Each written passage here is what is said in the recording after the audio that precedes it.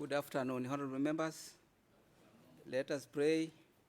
Almighty God, who in your wisdom and goodness have appointed the offices of leaders and county assemblies for the welfare of society and the just government of the people, we beseech you to behold with your abundant favor as your servants whom you have been pleased to call to the performance of important tasks in this county and the republic.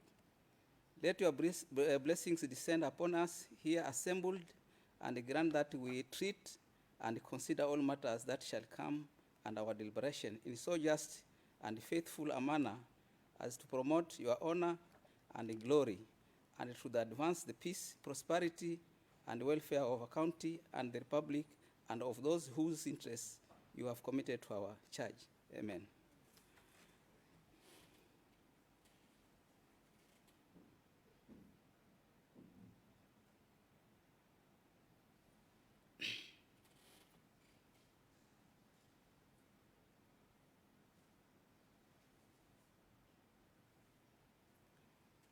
All members, take your positions.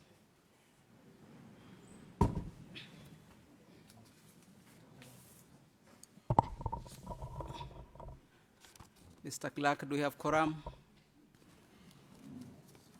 Yes, we have quorum, Mr. Speaker, sir. Order number 1.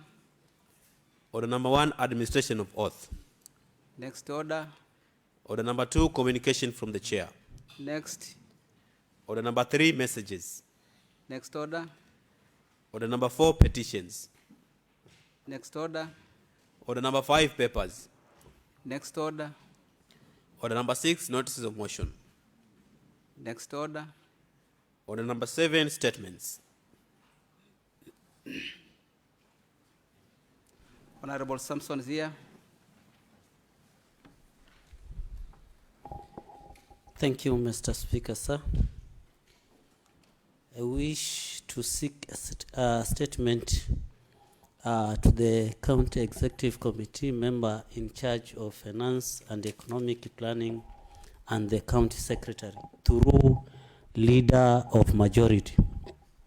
Failure to pay allowances to the assumption of Office of County Governor Committee Secretariat.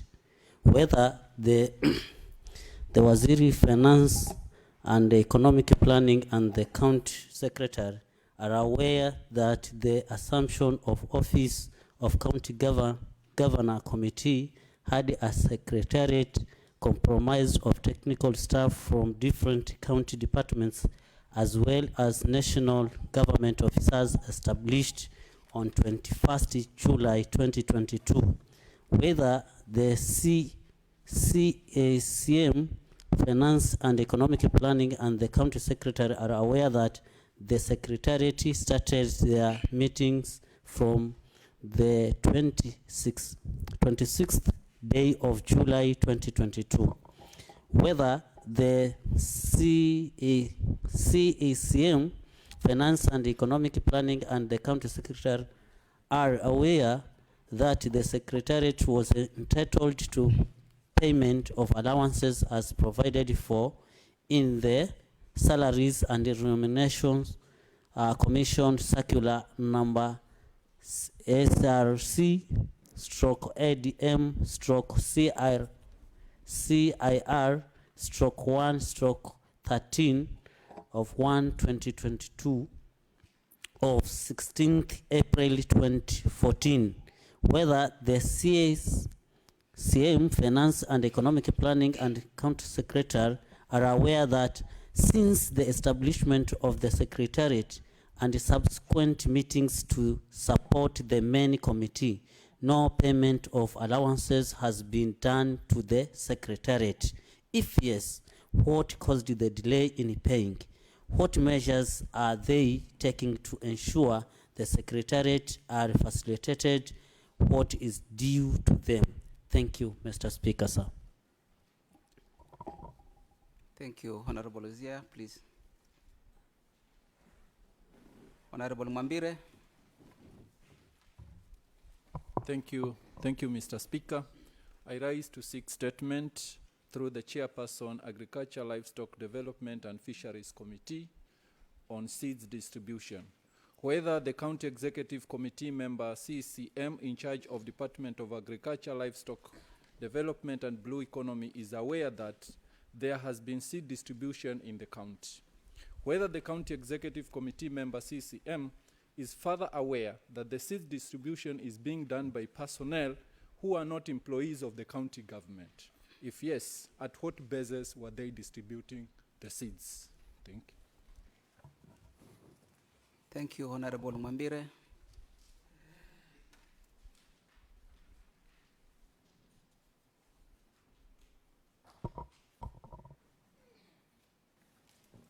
Honorable Edward. Thank you, Mr. Speaker, sir. I stand to respond to a statement sought by Honorable Samson Zia Kahindi concerning dispensaries in Adwood. Shakahola Dispensary. We wish to confirm that the department is aware that this project is stalled. The department advised the Department of Works to terminate the works. The works were terminated. The bill of quantities that's BQs for retendering for the remaining works are ready. The project has been allocated funds for completion of the works in 2022-2023. In 2022-2023, the tendering process is ongoing. The department hereby commits to complete the projects by end of June 2023. Adu Dispensary. The dispensary is 50% complete. We wish to confirm that the dispensary is. We wish to confirm that the department is aware that this project stalled. The department advised the Department of Works to terminate the works. The works were terminated. The development of bills of quantities for retendering for the remaining works is ongoing. The project has been prioritized for 2023-2024 annual development plan and budgetary allocation. The department hereby commits to complete the project by end of October 2023. Number 3, Chakama Dispensary. We hereby wish to confirm that Chakama Dispensary project was completed 100%. The health facility was operationalized on 16th November 2020 to provide the much needed health care services to the community for realization of value for money. The project details are as below. It's complete 100%. The facility administration arm is the Dispensary Management Committee team. The facility has a functional Dispensary Management Committee which forms the governance arm. The function of the administrative arm is day-to-day operation of the facility, while the governance arm plays an oversight role and is the link between the community and the health facility. The dispensary is operation and serves a catchment population of 7,756 as per 2019 census.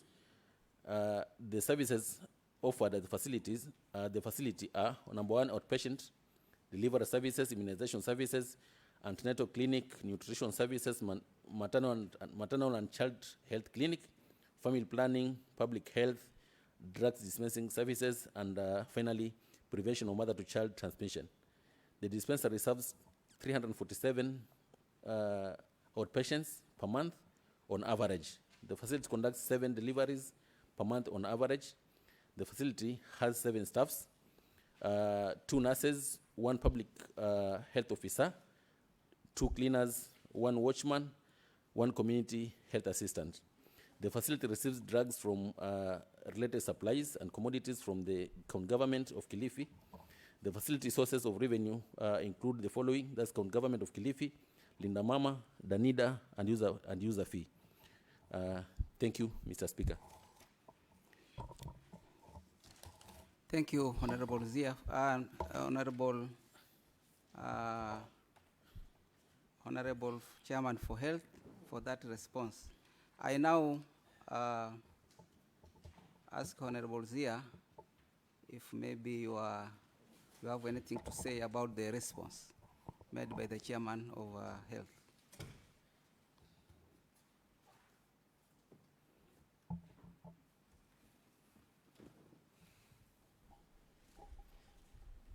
Asante Mheshimiwa Spika. Mheshimiwa Spika, kulingana na maelezo ambayo yameweza kuletwa hapa na chair wa afya, Mheshimiwa Spika, majibu ambayo ameyaleta kuna kwengine nakubali na kwengine siyakubali, hasa ule upande wa dispensary ya Chakama. Dispensary ya Chakama wakisema kwamba ni 100% complete. Honorable Zia, there is an intervention from Honorable Edward Kazung Zero. Sorry, Mr. Speaker. I think before Honorable Zia responds, there's another reply. Sorry, Honorable Zia, for Kazanan dispensary, which I wish to read the reply. Thank you. Then you will. Yes, you can proceed, Honorable Zia. Edward. For Kazanan dispensary, as in Adward,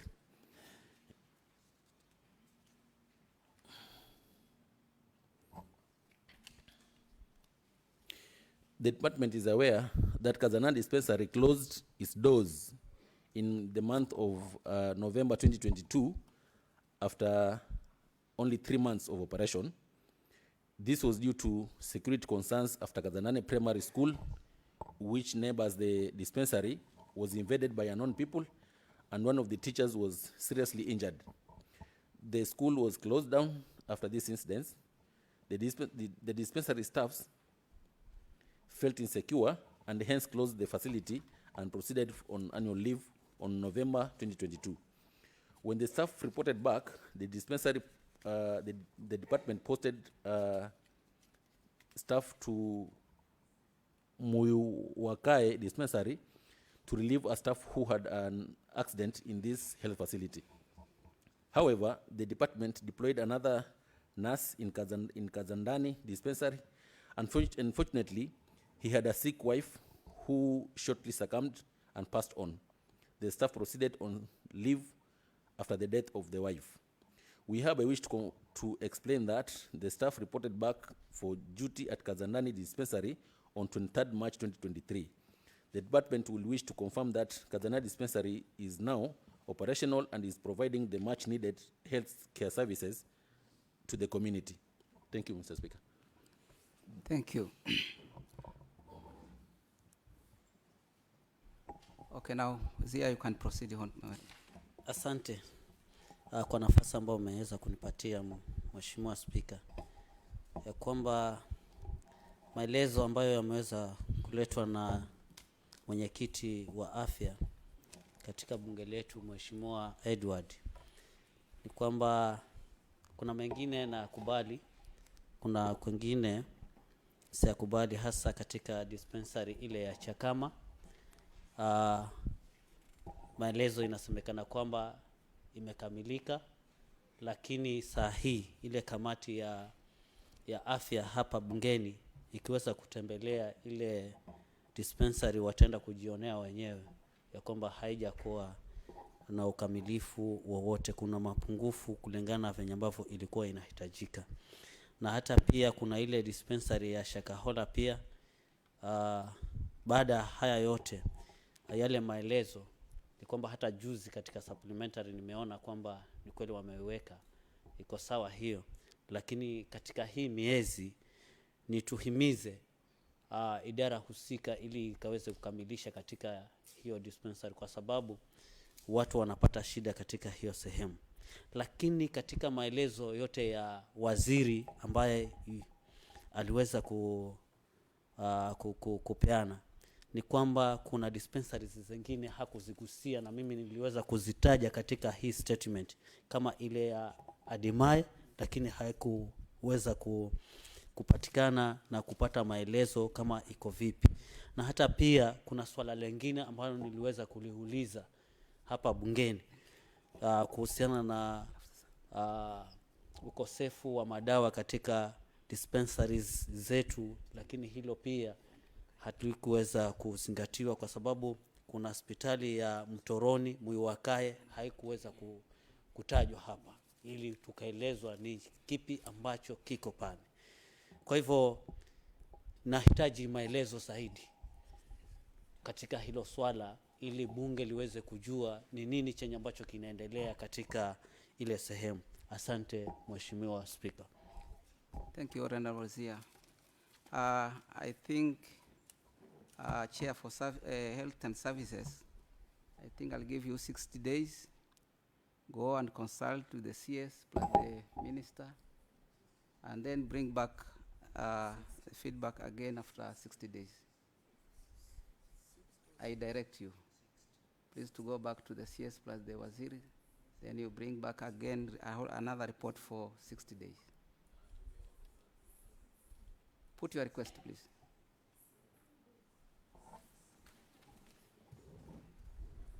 Thank you, Mr. Speaker, and thanks, Honorable Zia, for the concerns. But again, Honorable Zia, I think from your statement, you generalized because you had 3 concerns, and the first concern was construction of Shakahola, Adimaye, Adu, and Chakama dispensaries stalled in the financial year 2015-2016. So, according to the reply, maybe if you can clarify from your statement, if it's not complete, where is the issue exactly in every department, in every dispensary, so that as a consult with the CCM and the department, we get to the point so that it doesn't repeat the same mistake. Thank you. Honorable Zia.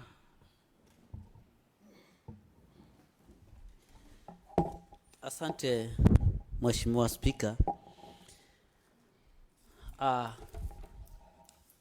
Kulingana na swali ambalo nimeweza kuulizwa na Mheshimiwa Chair wa afya, ni kwamba katika hizi dispensaries zetu zile ambazo ziko katika ambazo niliweza kuzitaja hapa, ni kwamba kuna zingine kulingana na yale makadrio ama kwa katika BQ ile ya kwanza haikuweza kukamilika. Nitakutajia kama Shakahola dispensary. Shakahola dispensary ni jengo tu, lakini milango hakuna. Lakini ukipata katika maelezo inasemekana kwamba hii dispensary hiyo dispensary imekamilika, staff quarter imekamilika, bado tu choo peke yake. Lakini sahi tukienda mpaka hiyo sehemu utaenda kukuta kwamba hakuna milango, hakuna chochote, ni brika ambayo liweza kuna roofing ambayo imewekwa. Mimi ninaomba kama wanatembea kamati ambayo itakuwa inatembea huko, tuende sote ili tuweze kuwa nawaelezea zaidi huko ground, ili niwaambie kwamba hapa ilikuwa inafaa kufanyika hivi, lakini hawakuweza kufanya. Asante Mheshimiwa Speaker. Thank you. I think Chair for Health Services and Health Services, I think you'll have to make more research on the questions of Honorable Zia, because it is like Honorable Zia is not satisfied with your response. Alafu pole Mheshimiwa Speaker, kuna hiyo namba ya 3 ambayo nilisik. Hiyo, there is acute shortage of medicine at Matolani, Mtoroni, Marereni, Mwiwakae, Kamale, Ramada, Boraimani and Bombi dispensaries. So nilikuwa natarajia kwamba watuambie, kwa sababu tukipata ripoti inasemekana kwamba dispensaries zote zimeweza kupata madawa, lakini tukirudi hata sahihi ukienda kwa ground utapata kwamba hakuna madawa. So ni shida gani ile kule tunasikia kwamba madawa yametoka na yako ground, lakini ground hakuna madawa? Haya yanapotea wapi? Okay. Asante Mheshimiwa Speaker, na pia nataka nimshukuru Mheshimiwa Adu wa Adu kwa kuleta swala. Nafikiri kama komiti ya health tuliweza kwenda ground, hasa hiyo hususan hiyo issue ya madawa, na tuko na report ambao tutatable either kesho ama kufikia Jumatatu, ambayo itahusiana nayo mambo yote ambayo yanaendelea kuhusu madawa kwa dispensary zote za Kilifi County. Kuhusiana haya mambo ya dispensaries za ADU, nafikiri tulitembea magarini, lakini mheshimiwa yeye mwenyewe alisema hiyo siku alikuwa busy, alikuwa hana wakati, hakuweza kupatikana, na akaahidi kwamba labda kama committee tutatembelea kule ili tuweze kujionea yale ambao wananchi wake wanaweza kupitia kwa zile hospitali zake. Kwa hivyo ninamwahidi kwamba tutatembea ADU ili kwamba tuweze kuona ule ukweli wa zile hospitali zake ambazo vile hali kamili ambazo ziko, alafu tutakaa na department na tuadvise venye na kufanya. Asante. Thank you.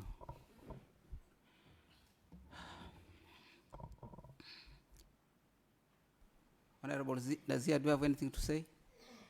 It's like you are making request here. Asante sana Mheshimiwa Speaker. Pole sana Mheshimiwa Chair. Mimi mliponipigia simu wakati huo mnazunguka, mliniambia kwamba mnataka kuenda kuona dispensary ya Chakama na upande wa wa Marereni. Nikawaambia kwamba wodi yangu kulingana venye iko, huwezi kuenda Chakama katika hayo masaa ya saa 10 jioni uende Chakama halafu uende Marereni. Hiyo haiwezekani. Hiyo wodi si kama hii Sabaki ama Shela ama Watamu hapa. Ni wodi ambayo ni kubwa. Na nikawaambia kwamba kama ni saa 10 kuelekea mpaka Chakama mpaka huko haiwezekani. Pengine tutafute siku nyingine ambayo inaweza kupatikana ili tuweze kufika Chakama na hiyo sehemu hiyo ya Marereni. Ndio niliyoongea. Lakini chenye ambacho unakiongea sicho. Honorable member. Honorable member, please. I think Honorable Chair has told us that he's going to make a visit to your health centers in Chakama. So let us give him time. After visiting in those hospitals, he'll come back and he'll give us a concrete report about that one. So let us end up that in the next order, please.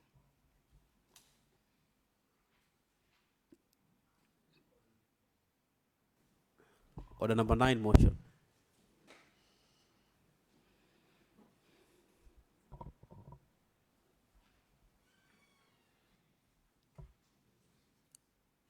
Honorable Mwambire. Thank you, Mr. Speaker.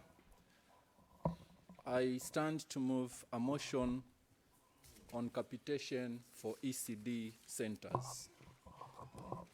That aware that intellectual foundation of human beings starts at the lowest level of schooling, commonly referred to as early childhood development education, and lack of it contributes to poor academic performance and character development. Further aware that ECD is a mandate falling solely on the county government as established in Schedule 4 of the Constitution of Kenya 2010. Cognizant to the fact that the centers lack adequate teachers and support staff, thereby contributing to a huge student-teacher ratio, noting with concern that parents whom a majority come from humble homesteads bear additional financial burden to facilitate burden of facilitating the running of these centers. Fully aware that such setbacks can be cured through the introduction of capitation, which shall aid in employment of extra teachers, support staff, stationery, and miscellaneous programs. This House, therefore, requests the county government department in charge of education to introduce capitation to ECD centers to allow for maximum enrollment, retention, and quality learning. Mr. Speaker, before I call my colleague to second, I wish to make my submission on the motion. You are allowed. That capitation is an amount of money that is given to school for each student deals with teacher or cares for. Why do we call for capitation in our ECDs? We call for capitation in our ECDs because of high enrollment high enrollment rate in the centers. Mr. Speaker, you will agree with me that since the introduction of porridge program in the ECDs, there has been a high enrollment rate of these children to the nursery schools. And because our ECDs are in bad state, because they are not the children are not capitalized, or the government is not helping the parent, it has become a burden to our parents. As low as we can see a nursery school, but it has come to a burden in Kilifi County.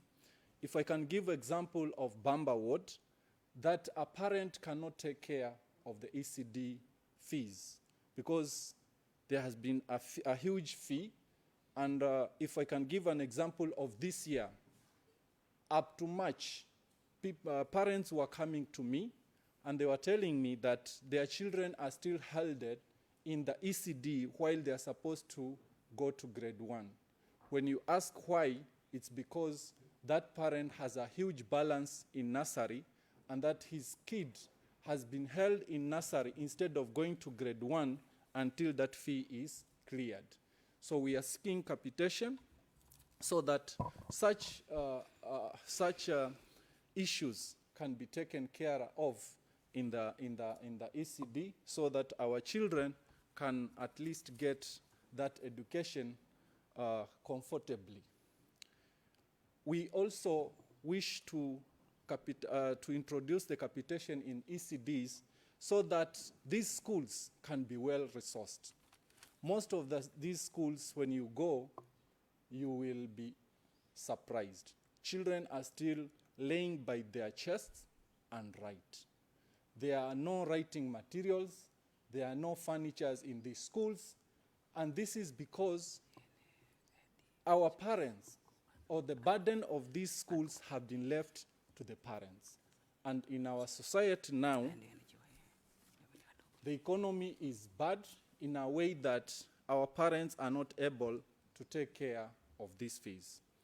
We also wish to introduce capitation to also support in running of these activities. E.g., we have introduced the porridge program. It is a very good project that the county government has come up with. But there are other issues, Mr. Speaker, that comes up with the porridge. When we introduced porridge, some other schools had no such programs. So you find that the porridge is taken to a school, but it cannot be prepared for the children because there are no cooks, there are no sufurias. That school, some months back, could not access water. And because there is no money, because parents are not able to pay these school fees, which to us we can see it's a very small amount, but believe, honorable members of this house, that our parents, ourselves, because I believe most of us here are ECD parents, like me. Some of you may have big children, but most of us still have ECD children, of which we'll find that down there we cannot pay these fees. So I seek this house to support the motion so that we can well equip our ECDs as we also support the higher education and the secondary school education. But this, remember, honorable members of this house, that this function solely, we all know how Makueni is performing, Trans Nzoia the same. So I seek this house to support this motion so that we can be the 4th county that we are introducing capitation. At that juncture, I wish to call Honorable Zia to second the motion. Thank you.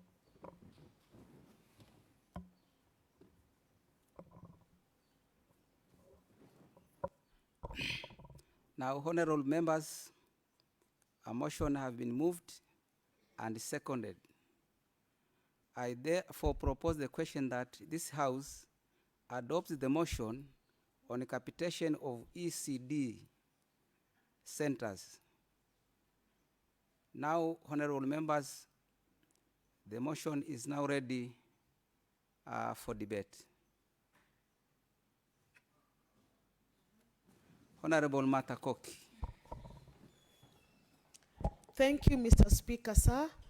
I stand to support the motion, and I would want to congratulate the honorable member who has brought this motion to this House.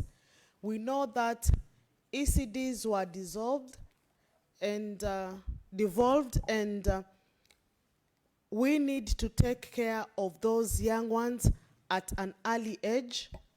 And we want to thank the county government for providing the porridge program in our ECDs, but it is not enough.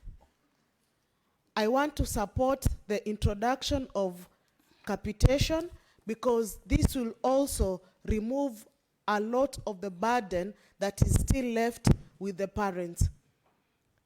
It is sad to hear that to pursue their studies at a very tender age.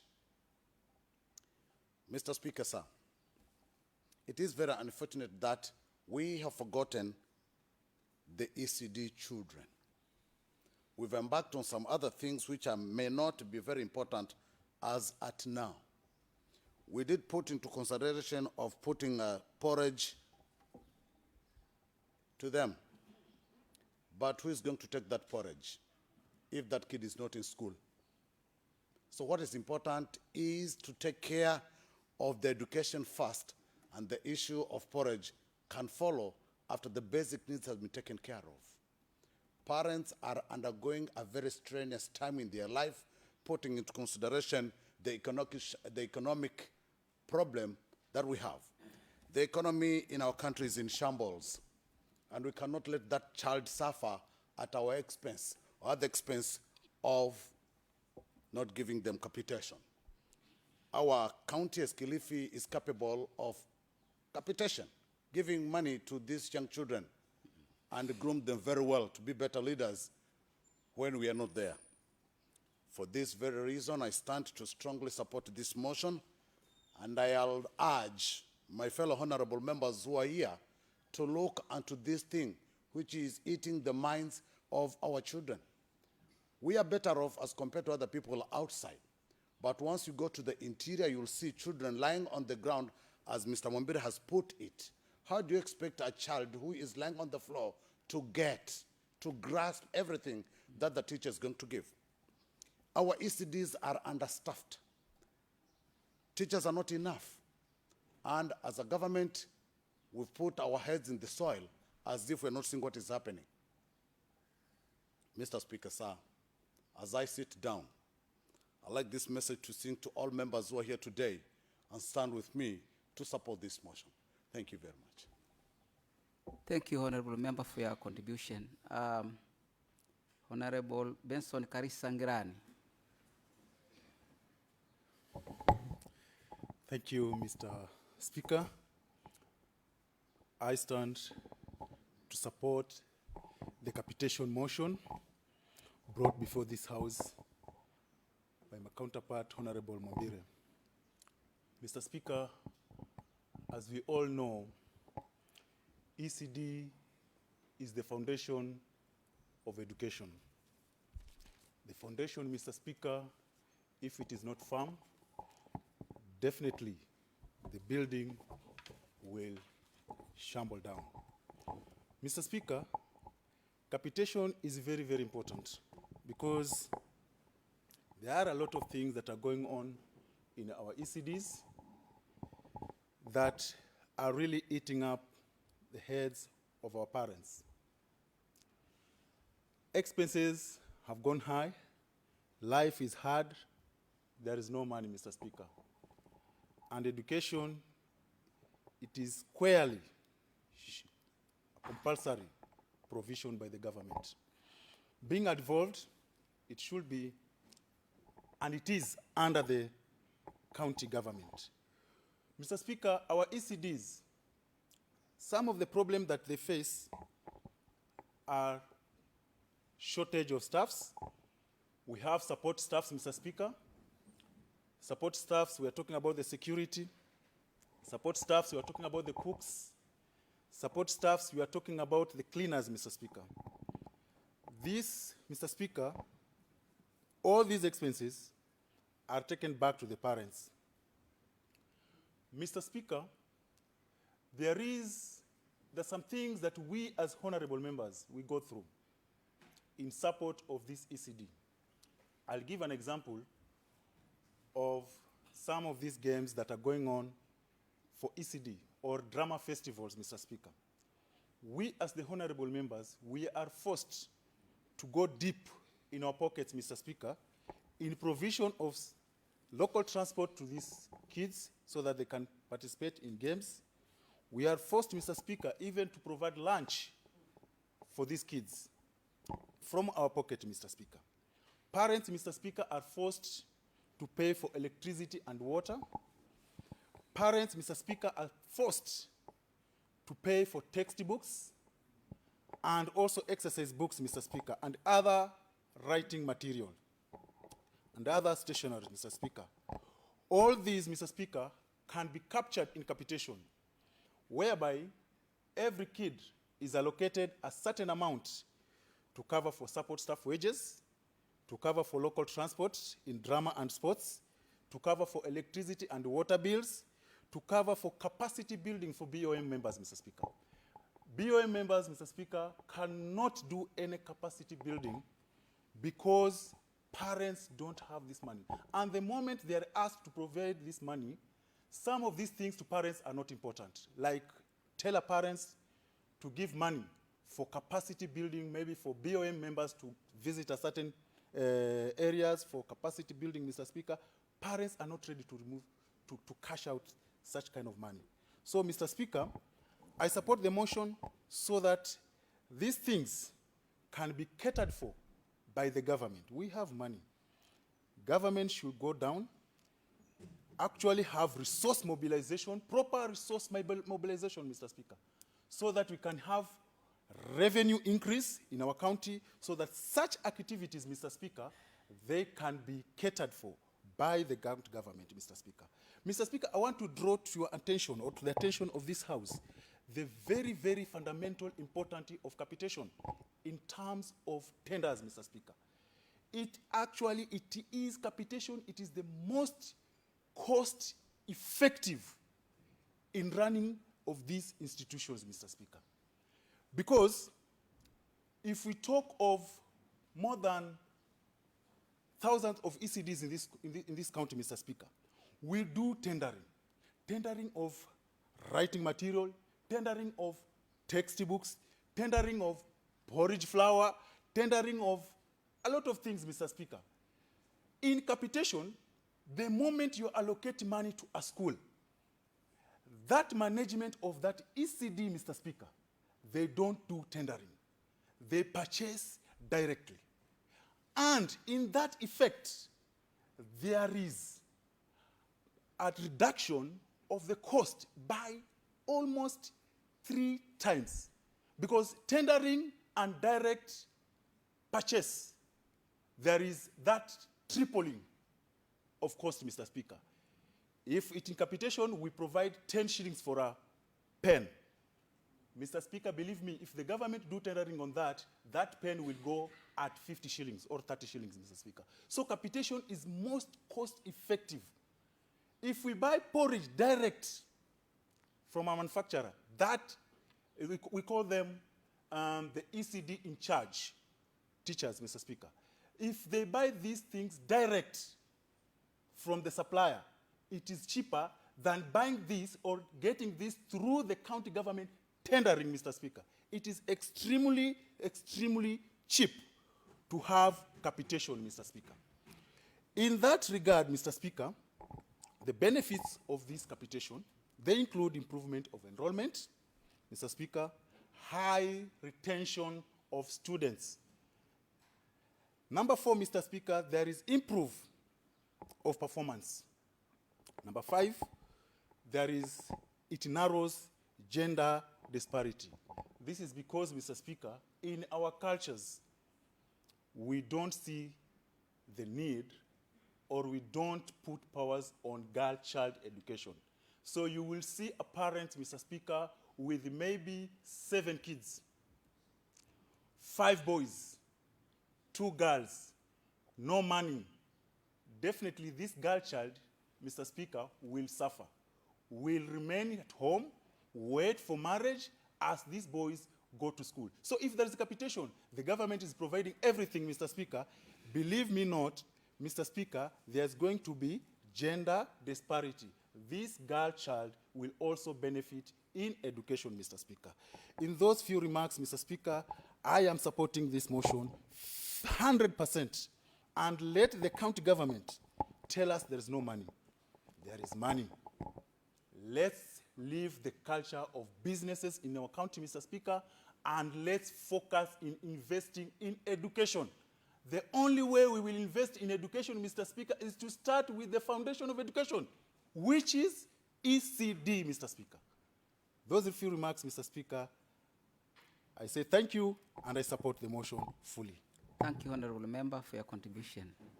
Honorable Rashid Udhiambo.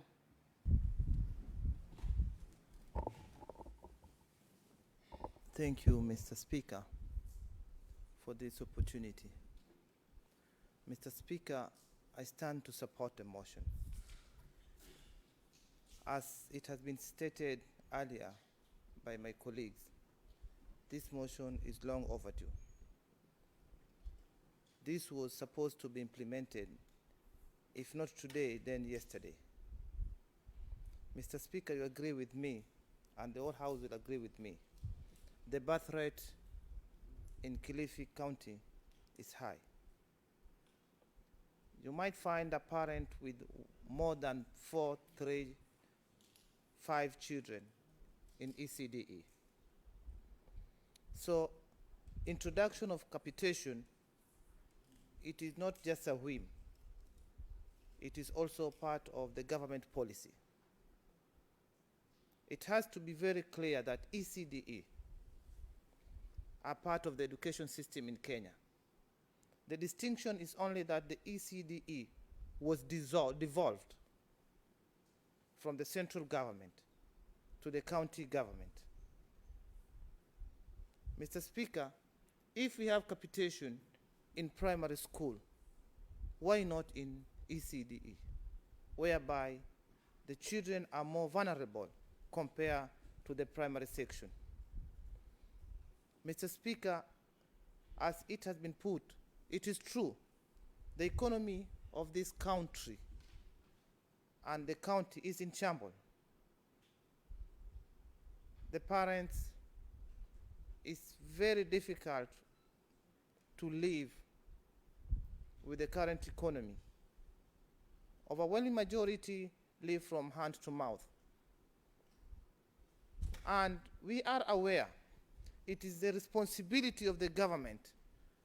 It is the sole responsibility of the government to provide education for her subjects. So I urge that we support this motion. We make sure that the capitation is there in our ECDE. This one will help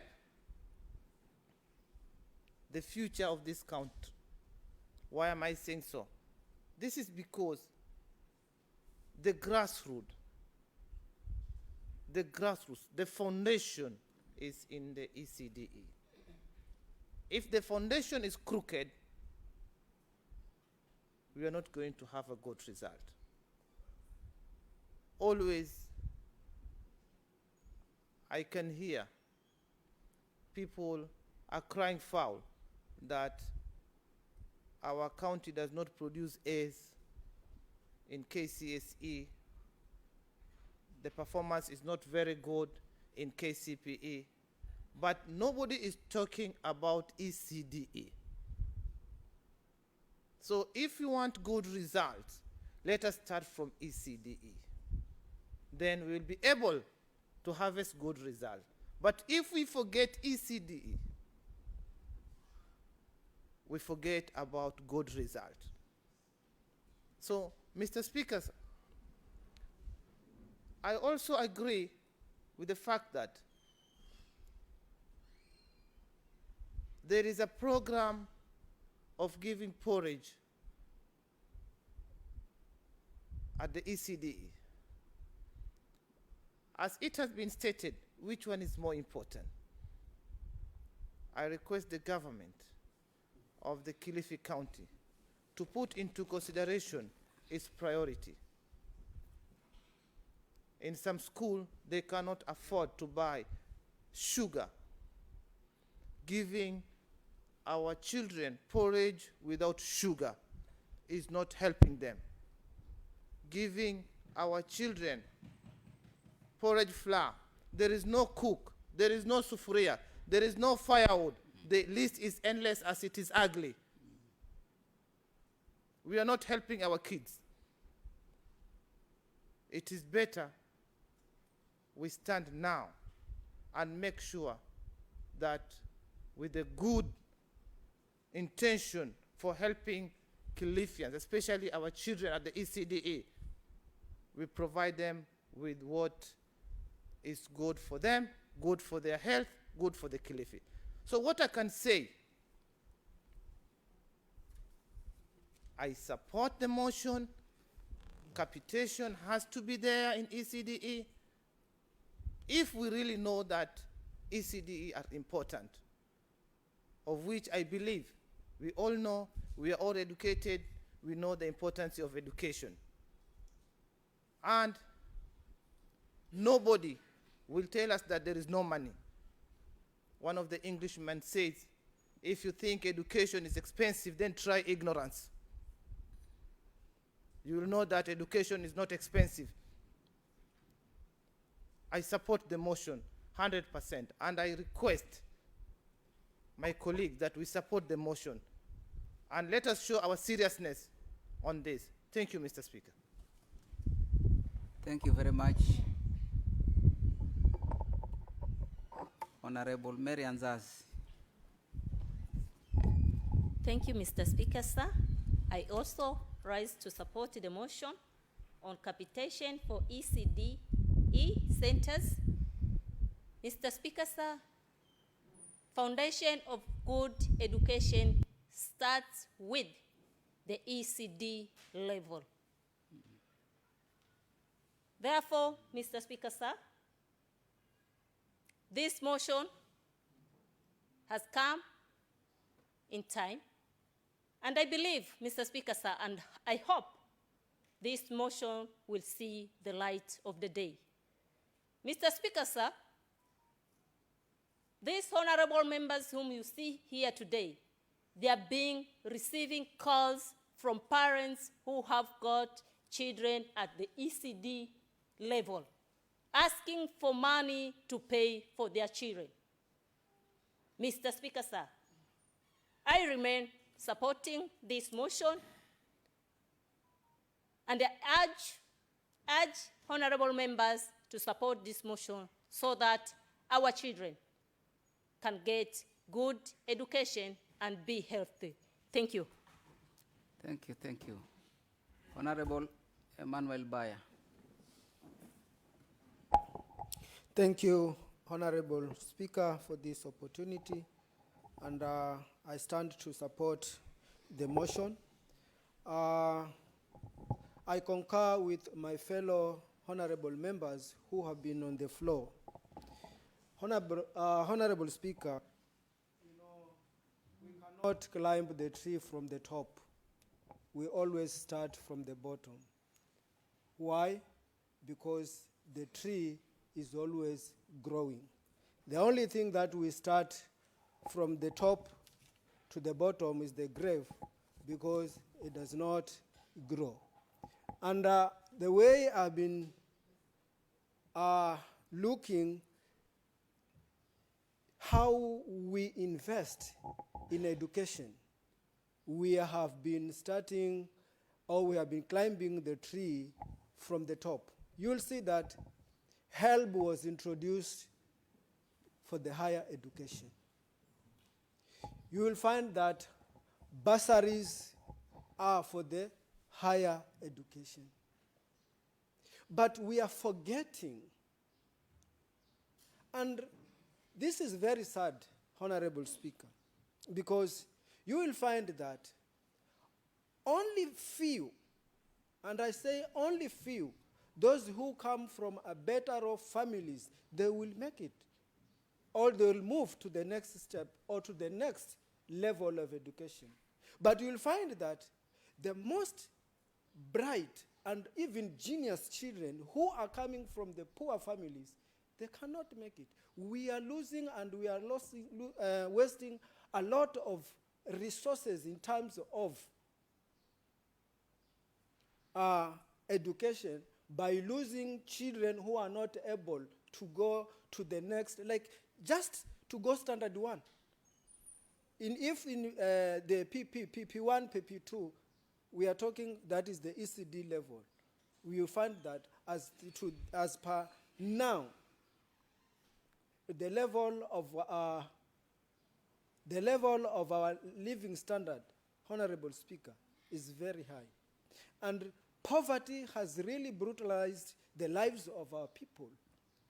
It's high time we as the government, we invest, and we invest, I repeat, Honorable Speaker, in education, starting from the foundation, which is the ECD, and the capitalization will be one source to enable, just to enhance those who are could not manage to go to the next level, to be able to pursue the education right from the ECD level, primary level, and to the higher level. If we are able to do that, I would even go further, say we should, if is possible, we should even offer bursaries to ECDs. Why? Because this is the place where we are molding the child. And if we have to have governors right from the beginning, we have to invest in education. If we have to have doctors, if we have teachers, we have to have lecturers, we have to invest in education. And Kilifi County, we have the potential, Honorable Speaker. We have the potential. Why I say we have potential? Because just in Magarini sub-county, we have a lot of the salt workers or the salt industries, where a lot of resources in terms of monetary goes outside the Kilifi County and does not help or support a child in Kilifi County. Honorable Speaker, this is sad. This is sad. Why can't we able to utilize our resources for the benefit of our child? Honorable Speaker, I want you to put the question that this motion has been long overdue. So thank you, Honorable Speaker. I join with my fellow honorable members who have been on the floor. We are not, and I repeat, we are not starting from the top to the bottom. We are starting from the bottom to the top, because we are not making a grave, or we are not building a grave. We are building the future of our children, the future of our community, the future of our country. We need to support this, and we need to introduce this. Thank you so much, Honorable Speaker, and thank you so much, honorable members, as we are going to approve or pass this motion. Thank you so much. Thank you, Honorable Member, for your contribution. Let us get Honorable Elina Mapenzi. Asante Mheshimiwa Spika kwa kunipa fursa hii nami kupeana maoni yangu kuhusiana na mjadala huu. Mimi hata ningeomba nikimaliza, Mheshimiwa Spika, uweke swali, manake nyuso za waheshimiwa ni kwamba wote wanaunga mkono.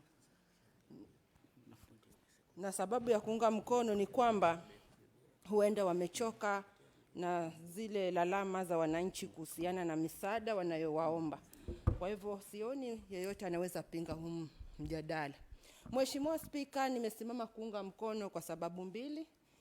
Mheshimiwa Spika, sababu ya kwanza ni kwamba kaunti yetu ya Kilifi imeweza kukumbwa na ukame na uchumi umedorora. Hivyo basi wazazi kile wanachokipata ni kwa sababu ni kiwango tu ambacho kinaweza kugharamia lishe yao, na hata wengine hawajaweza kugharamia lishe mara 3 kwa siku. Ni kwa sababu ya hali za kiuchumi. Hivyo basi kuwepo kwa fedha hizi, Mheshimiwa Spika, kutakuwa kwa msaada sana. Umuhimu wa kuweko kwa pesa hizi umezidi kupewa nguvu na sababu hizi ambazo ninaweza kuzipeana, ikiwemo ukame ambao umeweza kudorora uchumi na wazazi wamepata pigo kubwa kimapato. Mheshimiwa Spika, ukifuatia tena mtaala wa elimu ambao ni mpya, una matarajio mengi ama una mahitaji mengi. Yule mzazi ambaye ana mwanafunzi katika shule za chekechea, hasa katika wakati huu ambapo tuna mtaala mpya wa kielimu, Mheshimiwa Spika, imekuwa changamoto. Mimi ni mzazi wa hii mtaala, nina mtoto katika darasa la 6 na nimeona ugumu wa kupambana na mtaala huu wa elimu, Mheshimiwa Spika.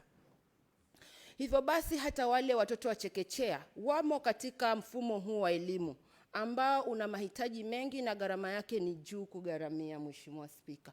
Hivyo basi endapo hizi pesa zitaweza kuachiliwa katika mashule, zitakuwa za msaada kwa wale wazazi na watoto watakuwa na utulivu shuleni, watakuwa wanapata hata chakula kama vile ambavyo tunasikia na waheshimiwa wengine kwamba kuna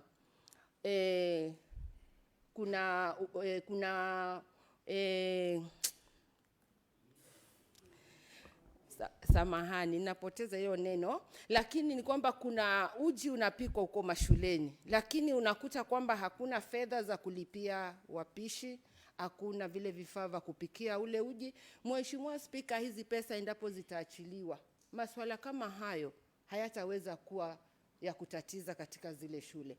Manake uongozi wa shule utaweza kugharamia hayo na kutakuwa na utulivu, na hata ongezeko la chakula linaweza kuwepo. Manake zile fedha zitaweza pia kuongeza chakula na watoto watapata lishe bora na watakuwa na utulivu madarasani, elimu itatembea na tutakuwa na wasomi hapa kaunti kwetu.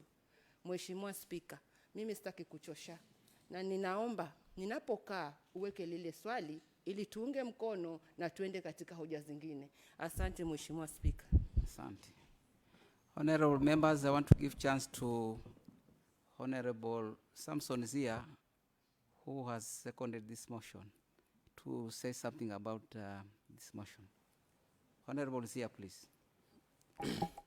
Asante Mheshimiwa Spika kwa kunipa nafasi ili kuweza kuungana na wenzangu kuunga mkono mjadala ambao uko. Mimi naunga mkono na ningependa sana kusema kwamba wenzangu wote ambao wako hapa, hata mmoja usipinge. Kama we ni mheshimiwa na umetoka katika zile sehemu ambazo tunatoka sisi, hasa acha hawa ambao wanatoka katika hizi wodi za town, lakini wale ambao wanatoka sehemu zile za Bamba, Adu, Marafa na sehemu zingine zile ambazo Ushagoe, nakwambia mheshimiwa, hawalali waheshimiwa. Kila kukicha utapata kwamba mzazi anakuambia kwamba mimi jana nilienda kufanya kazi lakini sikupata ya kukata makonge, kuchoma makaa, hawakupata hizo nafasi za kazi, wanapata shida. Kwa hivyo tukileta huu mswada ukipita, Mheshimiwa Spika, utasaidia sana watu kama wale ambao ni wachochole. Mimi hebu tumalize hii, tuunge hii mkono. Asante sana. Thank you, Honorable Zia. Now, honorable members, I call upon the mover of this motion, who is Honorable Mwambire, to respond.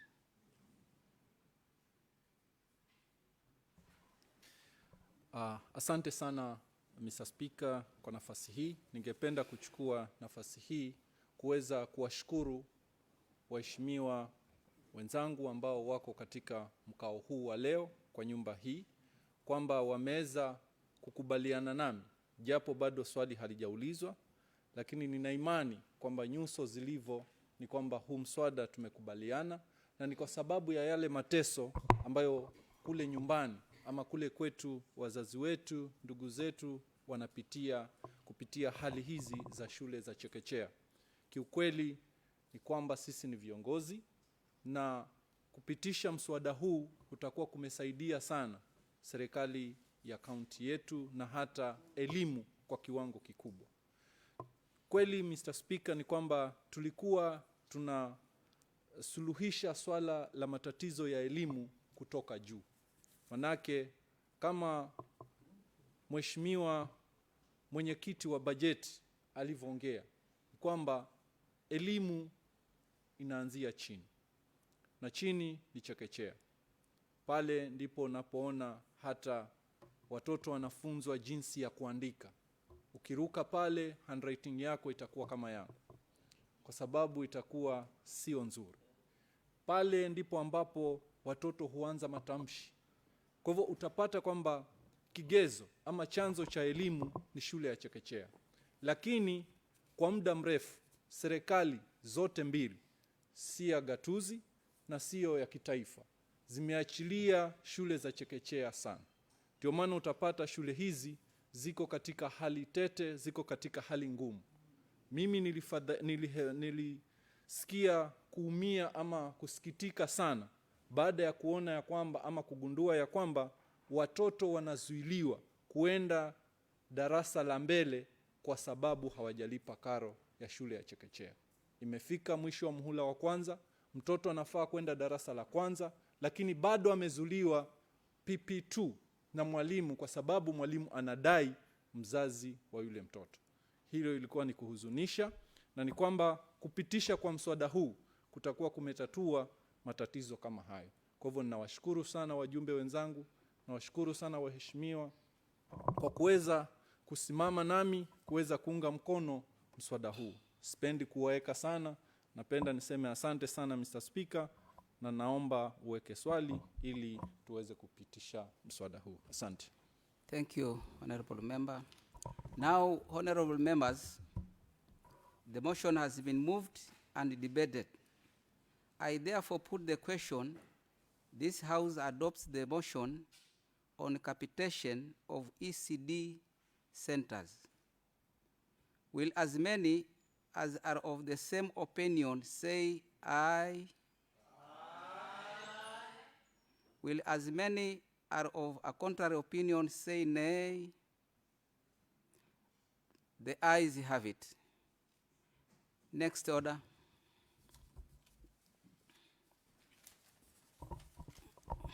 Order number 9 motion, establishment of an ad hoc committee to investigate and report on the circumstances leading to death of more than 100 people in Shakahola, Adu Ward, Kilifi County.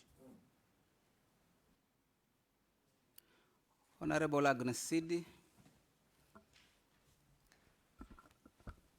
Thank you, Mr. Speaker. I beg to move the following motion, that aware of the Article 32 of the Constitution of Kenya, 2010, provides for the freedom of conscience, religion, beliefs, and opinion. Further aware that more than 100 people have died in Shakahola village, Adu Ward in Kilifi County, of circumstances allegedly manifesting extreme occultist religious belief led by one Paul Mackenzie. Now, therefore, in exercise of its representative and oversight role, the County Assembly resolves to establish on the circumstances that led to the death of more than 100 people in Shakahola village, Adu Ward, Kilifi County, believed to be followers of one Paul Mackenzie of Good News International Church, and make appropriate recommendation that will ensure religious organizations do not radicalize, exploit their followers in Kilifi County, and submit a report within 60 days. And further that, the following members be appointed to serve in the ad hoc committee. Honorable Agnes Sidi, Honorable Samson Zia Kahindi, Honorable Ibrahim Abdi Athman, Honorable Paul Kitsao Charo, Honorable Mariam Kumbi, Honorable Ronald Kazungu Mbura, Honorable Martha Koki Musyoki, Honorable Benson Karisa Ngirani, Honorable Abu Muhammad, Honorable Thomas Mumba Chengo, Honorable Emmanuel Changawa, Honorable Oscar Wanje Iha, Honorable Elina Mapenzi Samini. Mr. Speaker, before I call my seconder, let me make my submission. Honorable Speaker, the event that occurred in Shakahola village have not only shaken the county, but also the country and the world at large. This assembly, Mr. Speaker, has a moral and leadership responsibility to investigate in liaison with the county and the national government officers and report on the circumstances that led to the death of more than 100 people. Mr. Speaker, sir, the assembly, though, through this ad hoc committee, will pronounce itself once the facts-finding mission is complete. And I hope this committee will be adequately facilitated to ensure that it performs its function without constraint. Honorable Speaker, I would like to call Honorable Samson Zia Kahindi to second.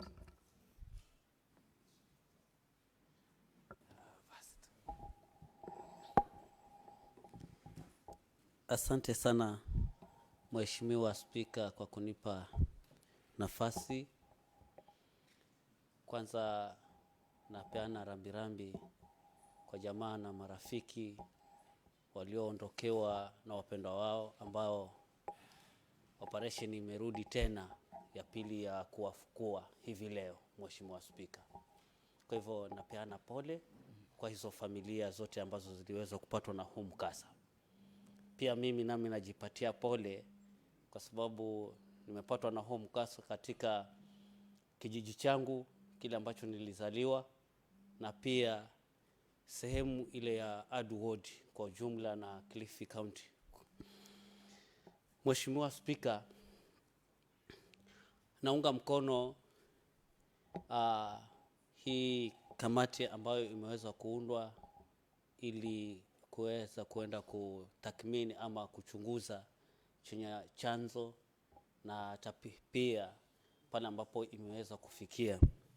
Mheshimiwa Spika, ni kwamba imetamausha wakazi wa Shakahola, Adu, Kilifi na nchi nzima kwa ujumla na hata pamoja dunia nzima. Kitendo ambacho kinaendelea pale, Mheshimiwa Spika, ni kwamba hakipendezi. Na ukisikia kwamba watu wanasema kwamba ni mambo ya kanisa, pale si mambo ya kanisa, Mheshimiwa Spika. Kwa hivyo sisi ambao tumeweza kuteuliwa ama pengine kama itakubalika hapa bungeni, Mheshimiwa Spika, tuko na kazi ya kufanya ili tuweze kuambia wananchi wa Kilifi ambao wako na matarajio makubwa ili kupata yale ambayo yanatendeka pale ndani. Kwa hivyo ninaunga mkono mjadala huu ili tuweze kupitisha. Asante sana Mheshimiwa Spika. Thank you, Honorable Member for Adu. Now, members, a motion has been moved and seconded. I therefore propose the question that the motion on establishment of an ad hoc committee to investigate and report on the circumstances leading to death of more than 100 people in Shakahola, Edward, Kilifi County, is ready for debate. Aaron Tete.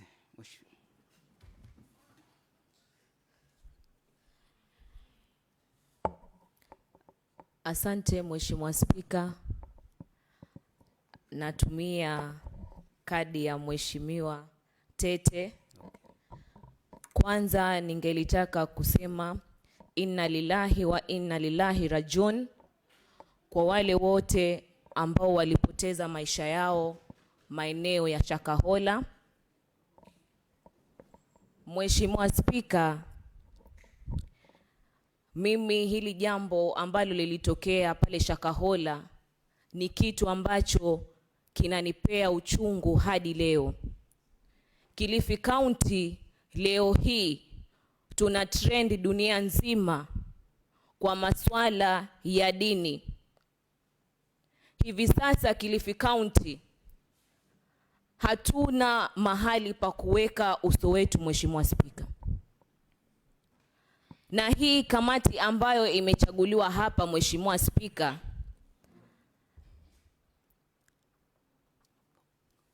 ningelitaka kwanza kuuliza swali. Na sio eti nauliza swali kwa sababu jina langu halipo, hapana. Nyinyi nyote mlio hapa ni waheshimiwa. Na najua mko na majukumu ya kufanya na tuko na majukumu kama nyumba. Ila ningelitaka kujua hii kamati nani aliyechagua?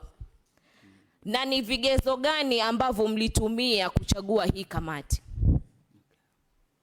Hilo ni swali ambalo nadhani Mheshimiwa Sidi na Mheshimiwa Zia, nyumba hii ingelitaka kujua, kwa sababu najua kuna wengine wako na maswali. Japokuwa hawatauliza, lakini ningelitaka kuuliza kwa niaba yao. Pili, Mheshimiwa Spika,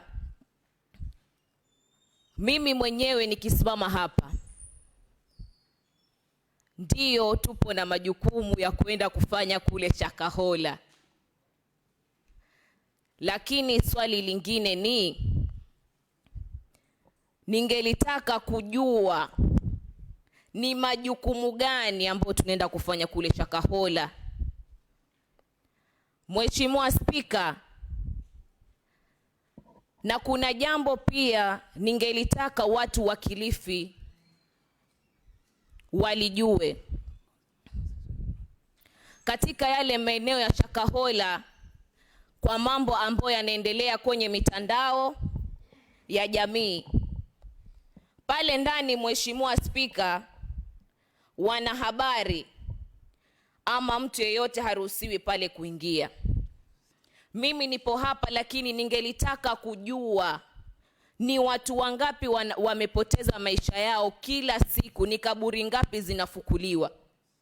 Lakini ukifuatilia unaambiwa, unaona mambo ya kuwa ya ile idadi iliyo pale, ama hakuna mtu yote kuenda katika maeneo yale ili uweze kujua ni nini pale ndani kinaendelea.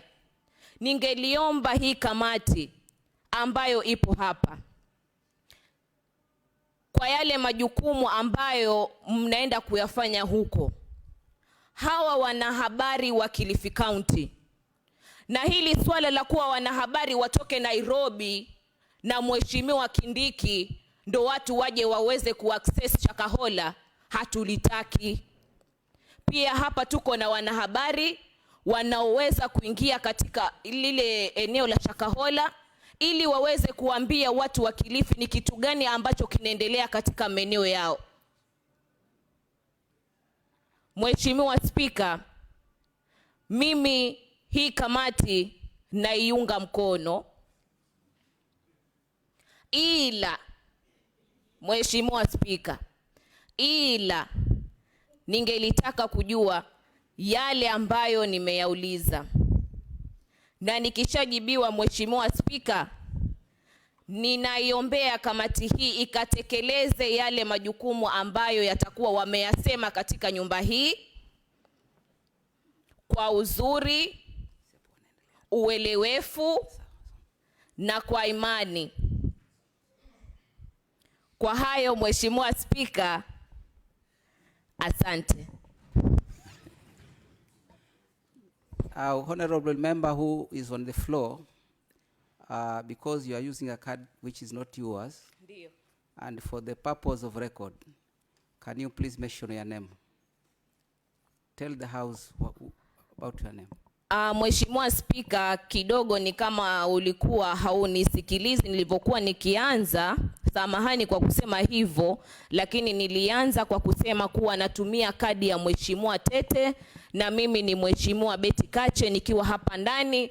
Ninawakilisha vijana wa Kilifi County, ikiwemo wale vijana ambao waliaga pale Shakahola. Asante. Thank you very much for that.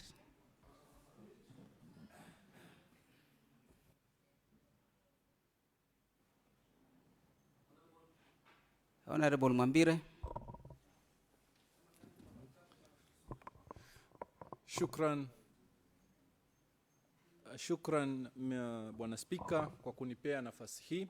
Mimi nimesimama kwa kuunga mkono mjadala huu ama mswada huu ambao tunaujadili hapa, kwa sababu ni mjadala ambao unahuzunisha sana. Kitendo kile ambacho kimefanyika Shakahola ni kitendo ambacho kinafaa kulaaniwa na kila kiongozi wa Kilifi County. Maswali ambayo mimi ninajiuliza ni kwamba asasi za kiserikali zilikuwa wapi wakati haya yote yakitendeka? Kwa sababu tunajua kulingana na hali ya serikali ilivyo kwa sasa, kila kinachoendelea kinastahili kujulikana hadi kwa nyumba kumi. Lakini tunashangaa kuona kwamba vifo vimetokea na ni kama vinazidi kutokea Shakahola, wakati asasi zote za serikali zipo na hazikuweza kugundua. Kwa hivyo ni maswali ambayo ninajua mwana Kilifi yoyote anajiuliza. Mimi pia ningependa kuungana na mjumbe wa ADU kupeana risala zangu za rambirambi kwa wale wote ambao wameweza kupoteza wapendwa wao katika mkasa huu. Ila ningeomba kamati hii iweze pia kunyosha mkono na kuweza kuchanganua swala hili, sio tu kwa kuangalia Shakahola, lakini tuangalie Kilifi nzima. Siingilii dini, ninaheshimu dini, lakini hatufai kuwa na itikadi kali. Nikitoa mfano kule kwangu Bamba, tumeweza kufunga kanisa moja kwa sababu ya itikadi za mchungaji. Kanisa lilifunguliwa, lakini ukiangalia yale maombi ama vile yanavyoendeshwa, utajiuliza maswali. Waumini wanaulizwa kubeba chumvi, waumini wanaulizwa kubeba mchanga kutoka kwa nyumba zao pembe 4 kisha wapeleke kanisani. Wale wahubiri wakija kutoka Mombasa pale wanaomba kuosha miguu, ambao kweli katika vitabu vya Kikristo tumeona Yesu akiosha watu miguu. Lakini vile wanavyoosha na zile sadaka wanazoitisha wakati wanaosha, manake wanasema kila muumini ambaye anataka kuoshwa na kutakaswa na mhubiri yule aliyekuja, basi atoe mfuko mmoja wa unga, ama atoe 100, ama atoe ada fulani. So tunaona hii imegeuka kuwa biashara, na pia ni kitu ambacho kinaweza tendeka mahali popote mbali na Shakahola. Kwa hivyo ningeomba kamati hii iweze kufungua macho na iangalie Kilifi nzima. Tuweze kukaa na kujiuliza, je, zile dini ambazo ziko Kilifi hii ni dini ambazo ni za kweli? Kwa sababu tumeona kama mchungaji Makenzi tayari alikuwa anaendesha biashara yake, wala sio dini. Kwa hivyo kamati hii ninaipa blessings zangu nikisema kwa Kiingereza, pole nimetohoa Bwana Spika, iende ikachunguze na itujulishe, itusaidie, nimetohoa Kiswahili kwenda Kiingereza, na itujulishe wana Kilifi ni nini kiliendelea, ni nini kilisababisha, na ni vipi aliweza kukwepa mikono ya asasi za kiserikali mpaka kufikia watu zaidi ya 100 kuaga na kuzikwa bila kujulikana. Haya itakuwa angalau imetufumbia imetufungulia ama imetufumbua yale yote ambayo ni maswali ambayo tunajiuliza. Kwa hivyo mimi ninaunga mkono kamati hii iweze kuundwa na iweze kupewa majukumu yake na ifanye, kisha ituletee ripoti kwa nyumba hii, ituelezeni nini kiliendelea Shakahola, na mbali na Shakahola tuweze kuangalia. Kwa mfano nikitohoa ama nikisoma kulingana na mswada huu kama alivyosoma muendesha mswada kwamba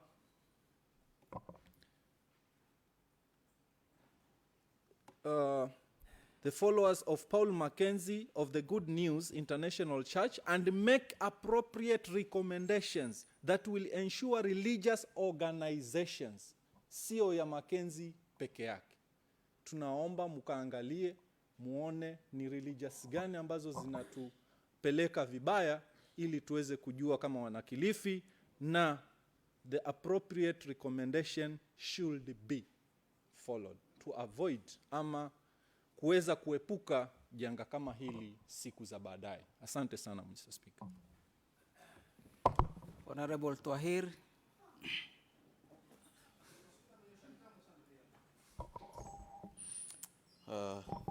Asante Mheshimiwa Speaker.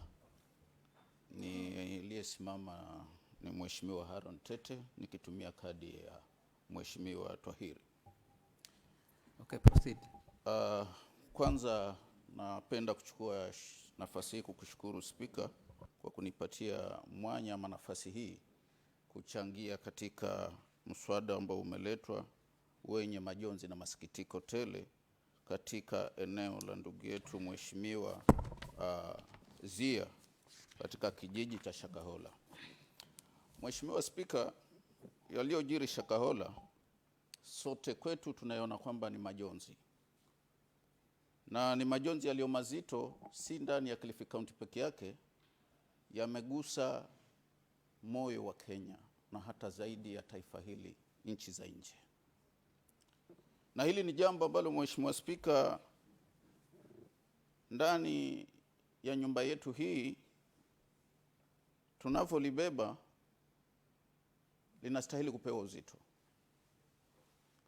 na kina katika hali ya kushughulikiwa, na ndani yake si mzaha wala kuweka kitengo cha kusema kwamba mimi nataka niwe mmoja wao, kwa mtazamo wa kuona ni nini kitatoka katika upelelezi huo.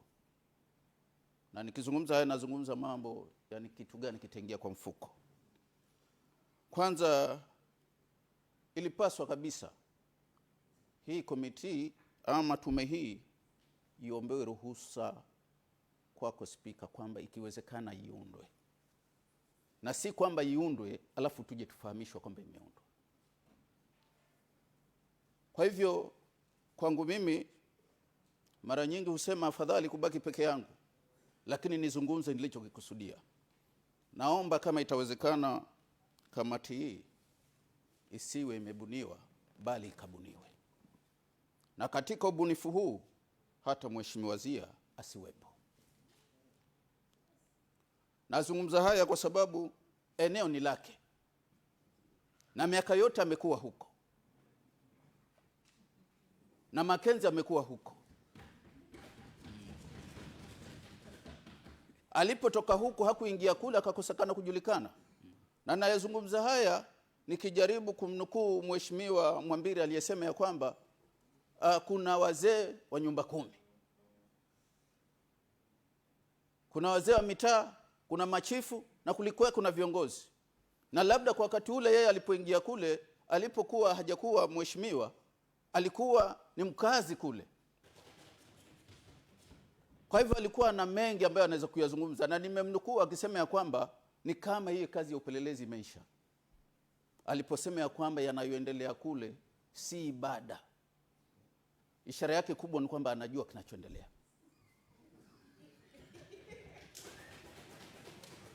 Na nikirudi kwa Mheshimiwa Mwambire pia alivyokuwa anatufahamisha akisema ya kwamba si makanisa yote yanastahili kupewa idhini, ni kwamba kazi imeisha. Ashajua kwamba kanisa lile linaila. Kwa hivyo yale ambayo tunataka kuyachunguza Mheshimiwa Spika, ni kama ambao kuna watu wanayajua tayari yale yanayoendelea. Ni vyema mtuambie ni kitu gani kinaendelea kule, kuliko kuja kuchukua muda na wakati na gharama za kuanza tena kuchunguza kitu ambacho tukiangalia hivi kinajulikana. Zaidi, taasisi hii baada ya uchunguzi tuapelekewa sisi ama anapelekewa nani, na ifikishwe wapi, na sisi tuonekane tumefanya kazi gani na kwa sifa zipi. Kwa hivyo ninaomba hiyo tume waliochaguliwa na aliyewachagua simfahamu, lakini ikiwa itakuwa itaendelea ianzishwe upya.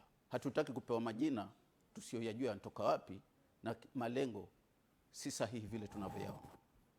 Kwa hivyo Mheshimiwa Spika, ni ombi langu ya kwamba kama ni kamati nyumba iombwe ya kwamba tunaomba kwenda kuunda kamati itakayoenda kufanya hiyo kazi, si kuletewa majina pasipo kufahamika yametokea wapi. Asante Mr. Speaker. Thank you, Honorable Speaker. Honorable Speaker, I stand to oppose the formation of this committee with a lot of seriousness, pertaining the duties of this committee as how they have been indicated by the move of this motion. Honorable Speaker, the Shakahola issue has a lot of international attention due to its criminality nature. And the issues of national security are functions of the national government. That is why even the governors are not allowed to sit in the county security committees. Our counterparts, the National Assembly, they have the mandate to form the security committees because they have the powers to summon the Minister for Interior for questioning. Now, going back to this committee, Mr. Speaker, investigation needs a lot of interrogation. The correct people to be interrogated in this matter, Honorable Speaker, are the survivors from that forest, which I believe as we sit here, they have been confined in a very confidential place by the national government because they are the key witnesses to that case involving the suspects of that matter. So if now we have to investigate, whom do we interrogate for that nature, for that reason, Honorable Speaker? Secondly, you cannot investigate an issue without visiting the scene of crime. It must be known in this House that Shakahola Forest was gazetted as a scene of crime by the Minister for Interior. So civilians are not allowed to enter in that forest. That's why the former Prime Minister was banned from entering the forest. If we form a committee here to investigate, how do we get into that forest? So, on my opinion, Honorable Speaker, I think we don't need to form a committee which will have no work to do. Honorable member who is on the floor, there is a point of order from Honorable Changawa. Asante Mheshimiwa Spika. Nimesimama kwa hoja ya nidhamu kumwelekeza mwenzangu ya kwamba asome vitabu vyetu za standing orders juu ya committee ya ad hoc venye inasema. Kwa hivyo we are in order hii committee kuundwa. So asiongee maneno mengi akiwa hajui hii kitabu inaongea nini. So nenda kwa ukurasa wa 50 na 152 utapata hadi wa committee iko pale katika matukio kama ya Shakahola. Asante. Thank you, Honorable Speaker. Before you proceed, Honorable Member, there is one or two interventions here. Benson Karisa. Thank you, Mr. Speaker. Mr. Speaker, I want to inform the honorable member that even the national government, Mr. Speaker, has formed a commission of inquiry to investigate what is going on at Shakahola. With that connection of the county government and the national government, Mr. Speaker, it is in order for this assembly also to have such committee that maybe can work hand in hand with the commission of inquiry that has been formed by the national government. Thank you, Mr. Speaker. Thank you, Honorable Speaker. I think for my understanding, the President has powers to appoint a committee because he's the chairman of the National Security Council. I agree with other honorable members that there are some standing orders which gives power to this assembly to form such a committee. But from where I sit, Honorable Speaker, I want to believe in myself that the Shakahola issue is being handled by the national government and the DCI. So let's, for example, we form this committee here. After doing our investigation, after writing our report, where do we take that report and for what action? Because the final action is prosecution. Do we have the power to prosecute? Yes, we have. In that reason, if we have them, as what they say, me, I don't agree with them, I can rest my case, but I stand to oppose the formation of that committee. Thank you.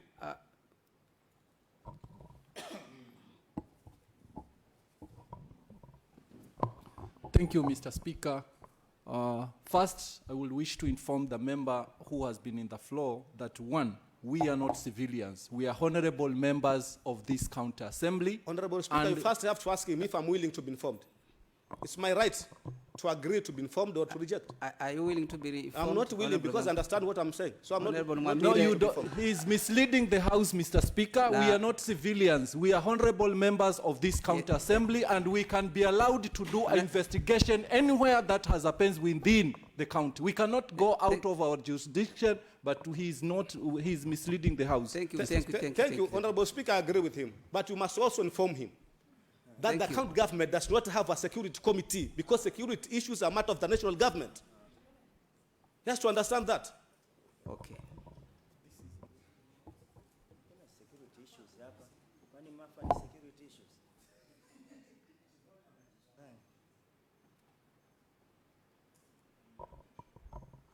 Can you proceed, Changao? Asante, Mheshimiwa Spika. Mimi nimesimama kuunga mkono hii hoja. Ila nataka niseme ya kwamba najua standing orders zinaturuhusu kama bunge kubuni hii kamati. Lakini pia tukienda kwa namba 160A 2 ina maneno inaongea ya kwamba standing order ni tusifanye. Kuna mheshimiwa kamati ya ad hoc ni tuiunde. Kuna mheshimiwa ambaye ameuliza ni nani ameonda hii komiti. Sawa, sisi kama bunge ndo tuko na haki kuunda hii komiti. Japo standing order number 160A2 inasema with a written document from the last one committee. So naunga mkono, but nataka niseme ya kwamba tusiwe victims on our own. Ya kwamba sisi wenyewe ndo tuliunda sheria ama tulieka standing orders, alafu mwisho wa kuisha ndo tunaziviolate ama tunaenda kinyume na hizo sheria. Pia nataka niseme ya kwamba Mheshimiwa Spika, ni karibu ya miezi miwili toka swala la Mackenzie litokezee ndani ya Kilifi County, in our own county.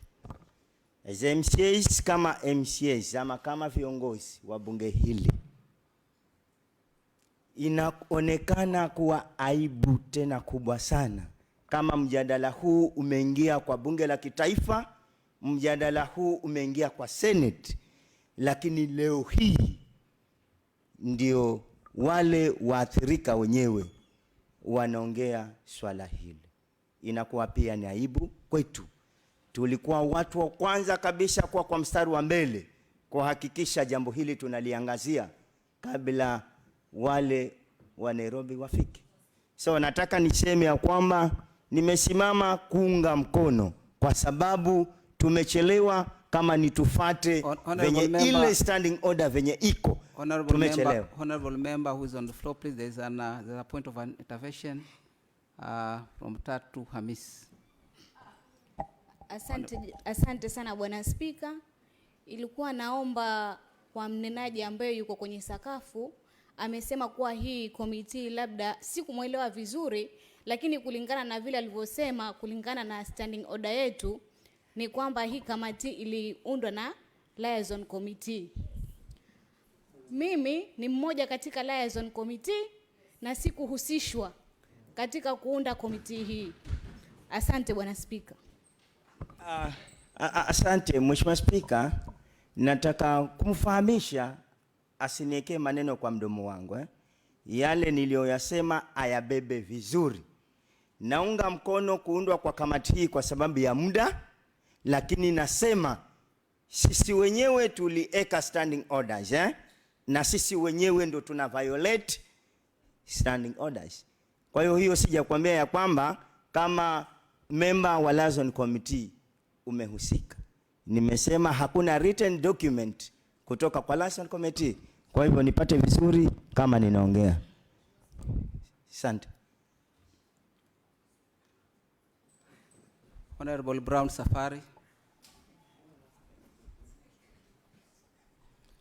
Asante sana Bwana Spika kwa kunipatia fursa hii mimi kwa mmoja wa wale ambao tutaenda kuzungumzia kuhusu mjadala huu ambao umekumba nchi yetu nzima. Kilisema pole sana kwa wale waliopata na misiba hiyo yote enzi ya miaka yote hiyo. Mimi kusema kweli ninafurahia uundaji wa kamati hii kwa sababu tukiwa sisi ndo wenye mji ambao ni mababa na wamama ambao ni wasemaji na wawakilishi katika wodi zetu. Kwa hivyo ni haki yetu kabisa kuwa mbele pia na sisi kulia. Japokuwa tutakuwa tumelia, tumechelewa, lakini tutakuwa pia tunajifuta machozi sisi wenyewe kwa sababu tulikuwa tumelala, lakini sasa tumeamshwa. Samahani kutumia lugha hiyo waheshimiwa. Lakini uundaji wa kamati hii ni muhimu. Mimi nakubaliana nayo. Na katika taratibu kama vile mheshimiwa mwenzangu alivyozungumza pale, ni kwamba ni vizuri sana kuungana katika hali ya kueleweshana jinsi tutaendeleza katika masuala haya.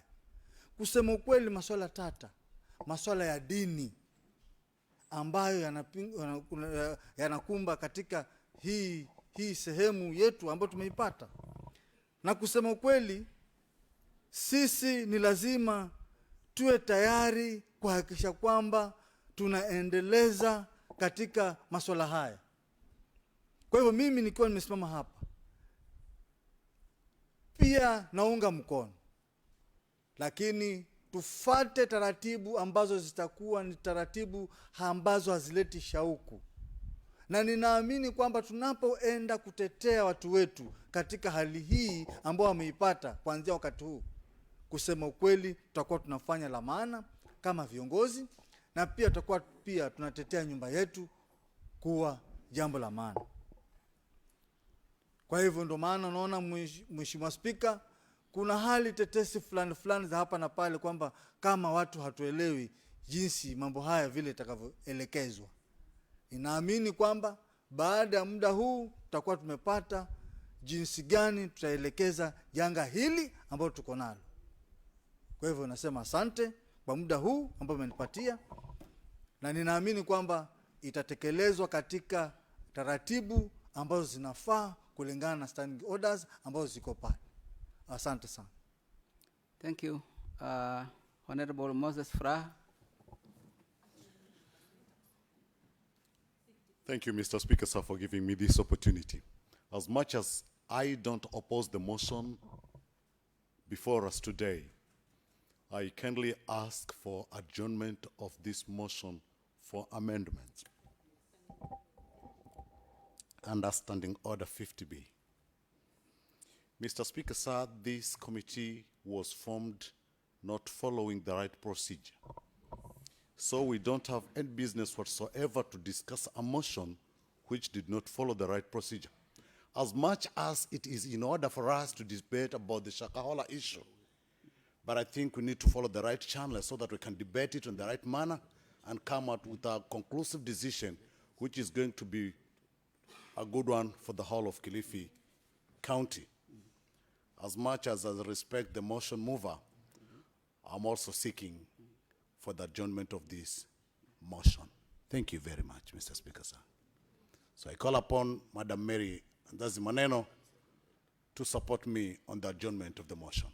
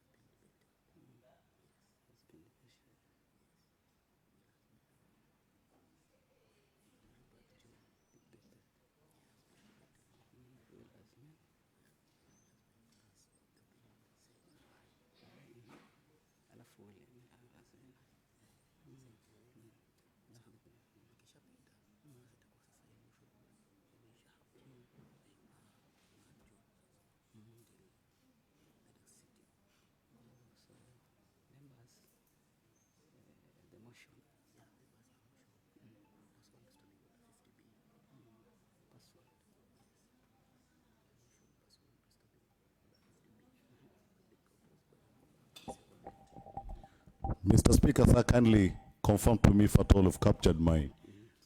Yes. How do I know?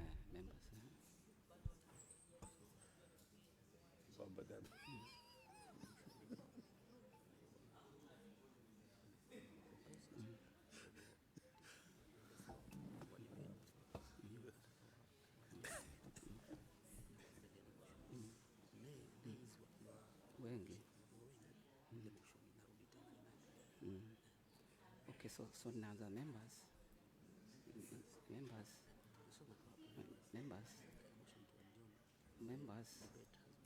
motion,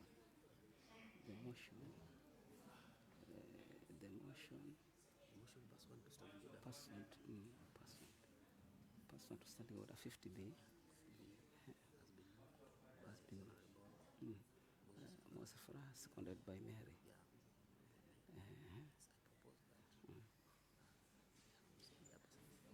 I propose the House adopt the motion as proposed by Honorable Fra. Okay. Now the motion is set for debate, isn't it? Alafu wataenda kudebate. Okay, so.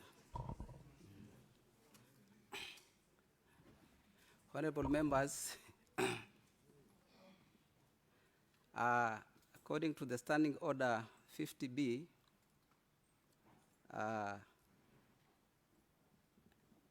the motion has been proposed by Honorable Fraha to adjourn, seconded by Honorable Mary. Now I put the question. Now I propose that the House adopt the motion as proposed by Honorable Fraha. Now the motion is ready for debate.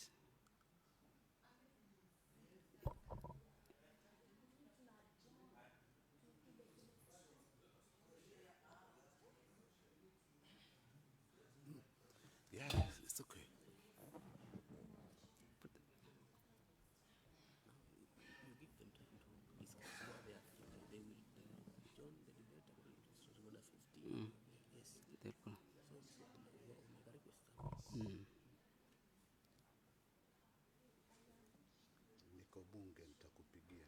Honorable Emmanuel. Asante Mr. Speaker. Mheshimiwa Speaker, nataka niseme Mr. Speaker, nataka nichangie hivi ya kwamba kama nilivyotangulia kuchangia hili swala, tuko na karibu ya miezi miwili toka hili jambo lifanyike. Na kama kufikia saizi kamati ya Senate, kamati ya National Bunge imeundwa na kamati husika ya ile county husika bado haijaundwa mpaka wa leo, na tunataka kwa John tena ili kutafuta ni nani atakayeingia katika hii kamati. Mheshimiwa Speaker, nataka niseme ya kwamba tutakuwa twajidhalilisha Kilifi County kama viongozi. Kwa hivyo napinga swala la kwa John ama kuahirisha hii mjadala, tumalizane na hii story basi, ili ile kamati ichukue hatamu yake ya shughuli. Asante. Thank you, Mr. Speaker, sir, for giving this opportunity. See, go on, Ama. No, Mheshimiwa Moses, Emmanuel Baya.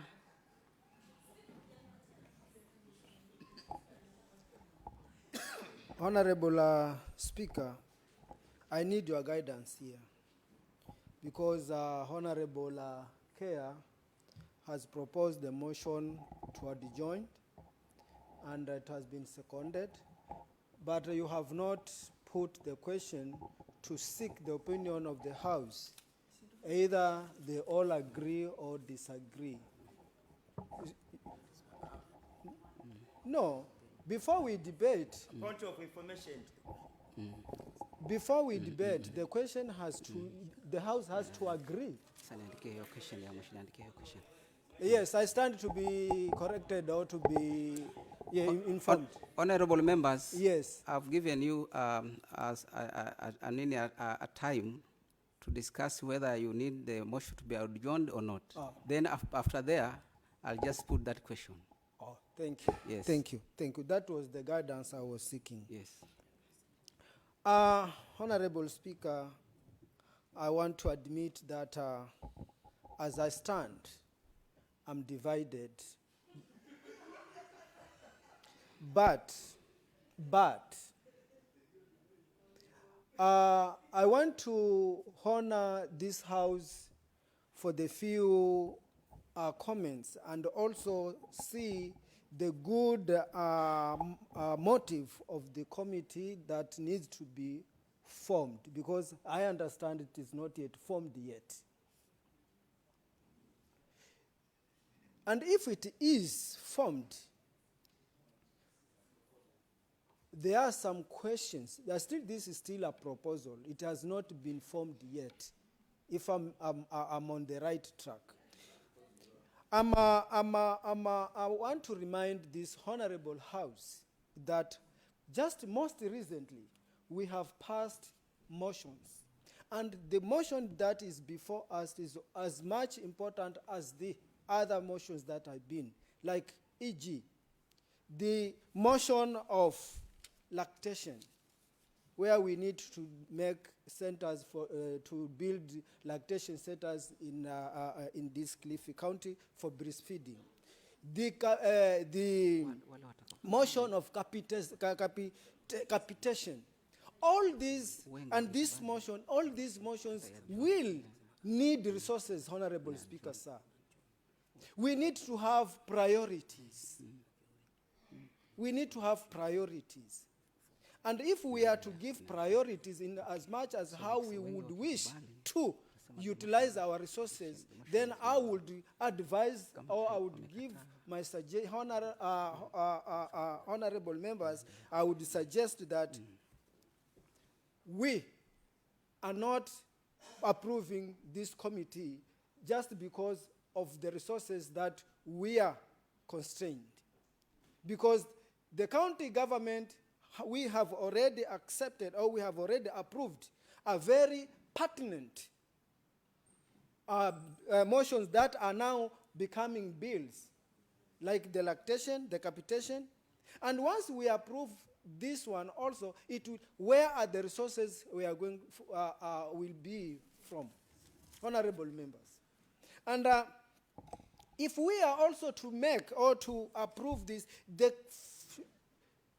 criteria of this house on as per our standing orders has to be followed to the latter, so that we come up with a very concurrent and stable and well high calibered committee of ad hoc committee that will come up with a very strong report, Honorable Speaker, sir. Because the matter before us, it's matter of very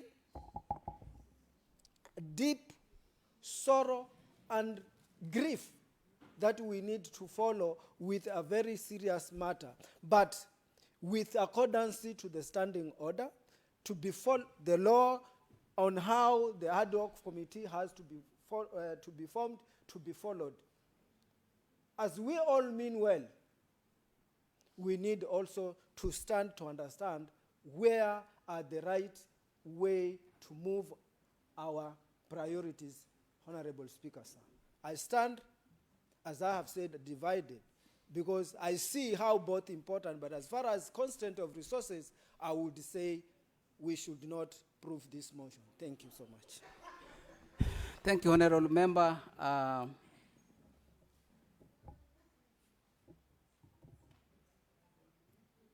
Honorable Benson Grant.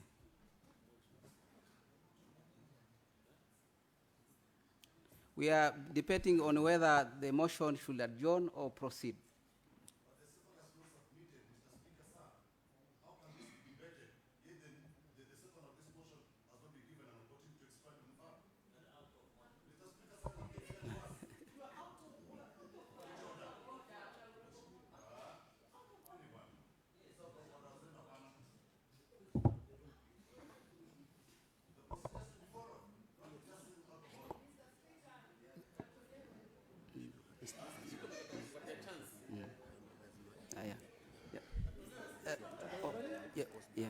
Can I continue, Mr. Speaker?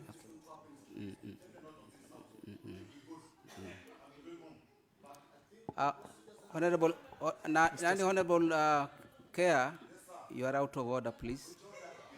Can you sit down, please? Just sit down, please. No. Just sit down, Mheshimiwa, please. Just have your seat, Mheshimiwa. Mheshimiwa, Grant, proceed, please. Thank you, Mr. Speaker. Mr. Speaker, maybe with your guidance, maybe are we in our standing order lane as far as this motion is concerned? From your guidance, maybe that is what will have the way forward on. Maybe we need more time, or we don't need more time, Mr. Speaker. Because as far as I understand, Mr. Speaker, if we are not in order of making or coming up with such a committee, then on your powers, Mr. Speaker, you can guide us through so that we know, is there a room for debate on adjourning the motion? Yes, there's a room, please. There's a room for adjourning. Exactly. Thank you, Mr. Speaker. So, on my case, Mr. Speaker, I think I should support the motion so that we can have more time of discussion, more time of indulgence, Mr. Speaker, and understand exactly how we can come up with this committee. Thank you, Mr. Speaker.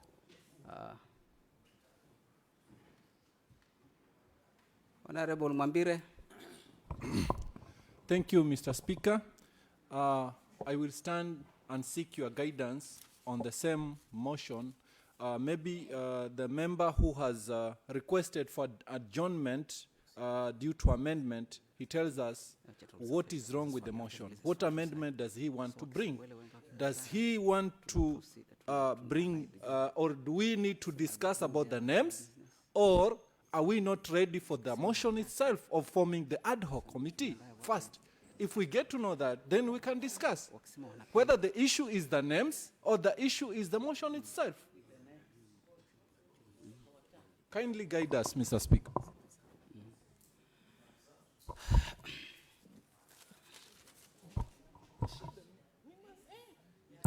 Honorable members, I now put the question that the debate is adjourned pursuant to Standing Order 50B. Now, will as many as of this opinion say aye? Will as many of the same contrary opinion say nay? No? The ayes have it. And they have it.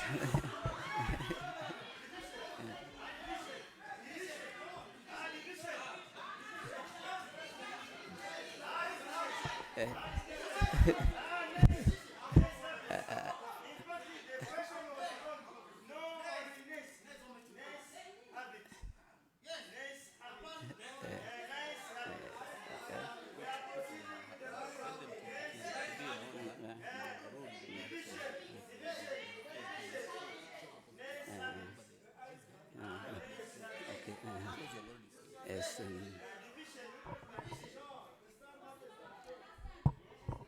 Honorable members, the ayes have it.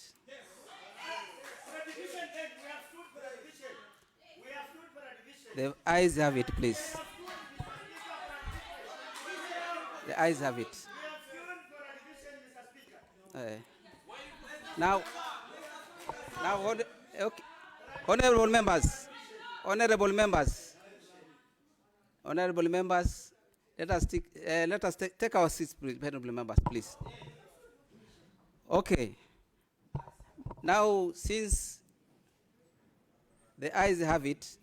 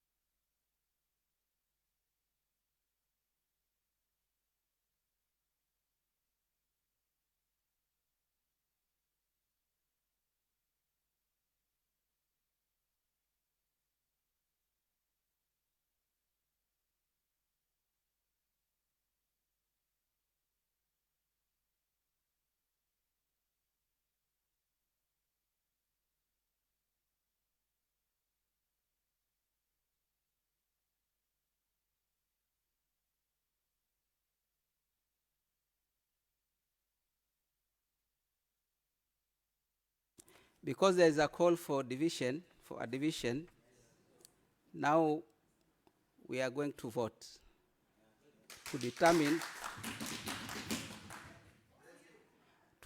whether to adjourn or just proceed with the motion. Yeah.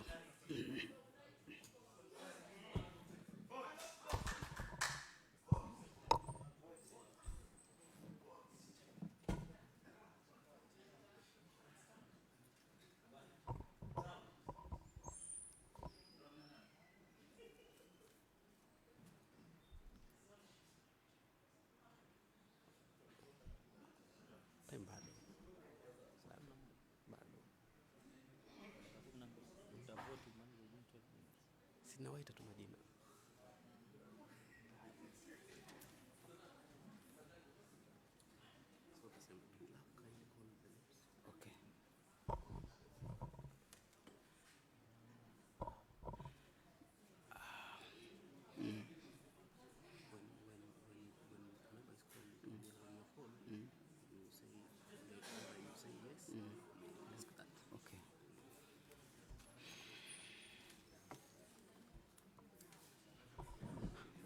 Honorable members, please take your seats. Honorable members, please take your seats. Take your seats.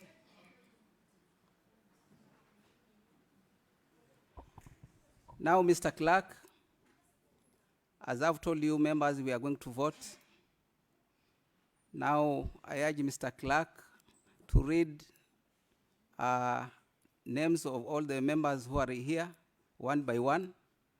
And whenever you are mentioned, just tell us whether you are yes, whether you are supporting or you are not supporting. Whether you are supporting adjournment or maybe you are, yeah. Mr. Clerk, go ahead, please. Honorable Emmanuel Changawa. Not supporting the motion for adjournment.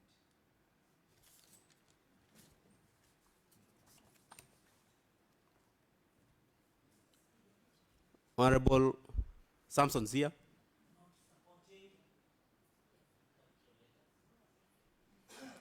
Honorable Mohamed Mumbire.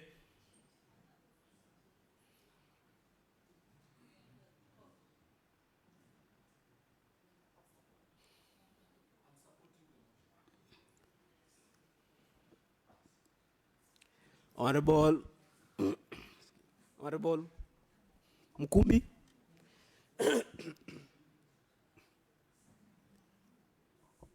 Honorable Mkumbi.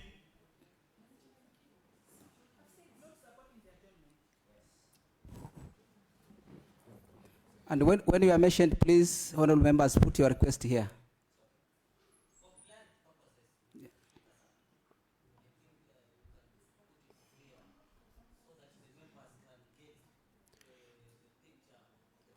Honorable Elina Mapenzi.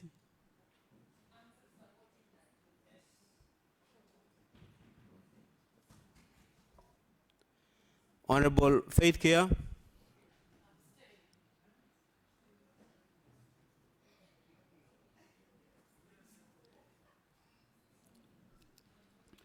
Honorable Rose Baraka.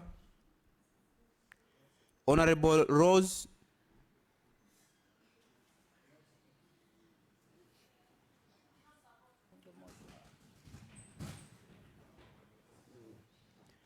Honorable Paul Charo.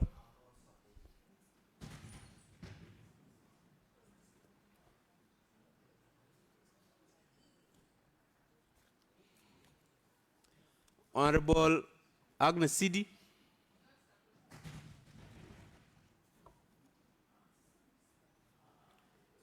Honorable Mary Anzazi.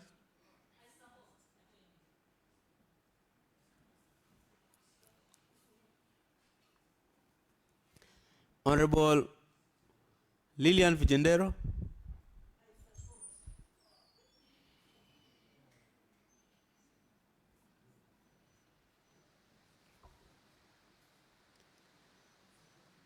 Honorable Moses Furaha.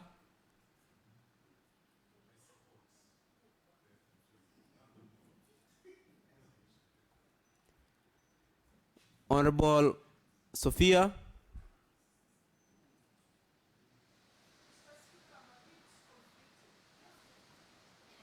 You only say yes or no. Abstain.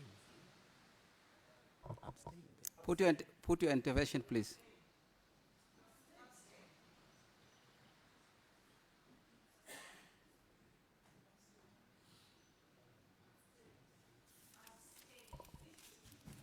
Honorable Tatu.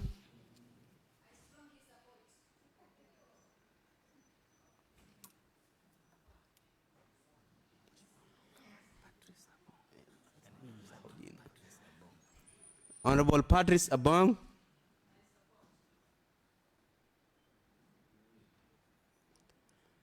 Honorable Tete Ndundi.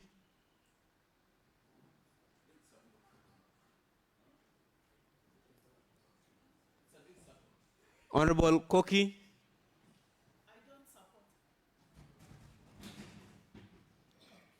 Honorable Brown Safari.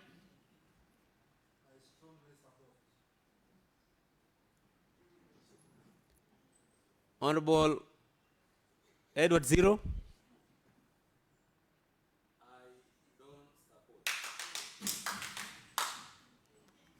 Honorable Benson Girani.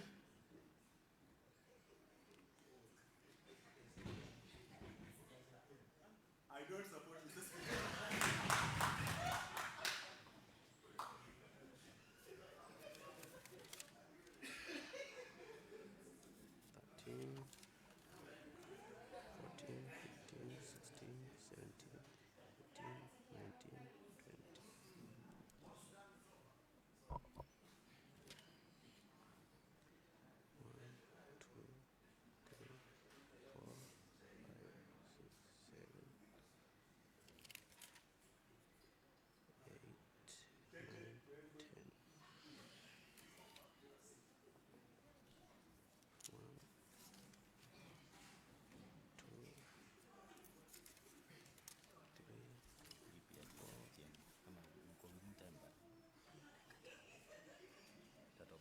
Koki amesema tanini.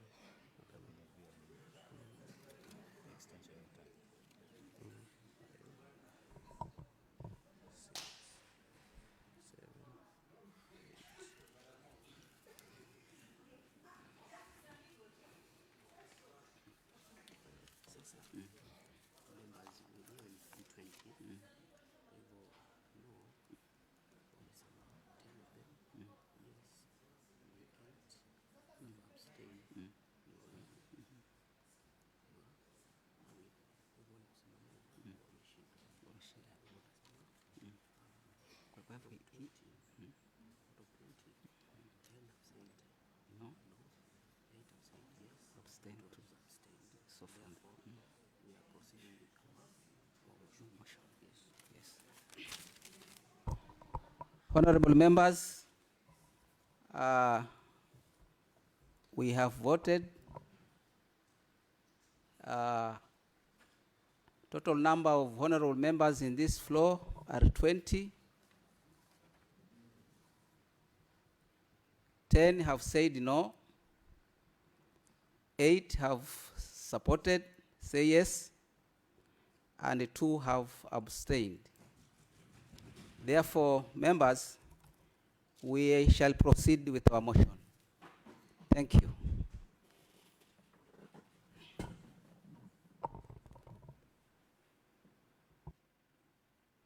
Honorable Emmanuel Changawa.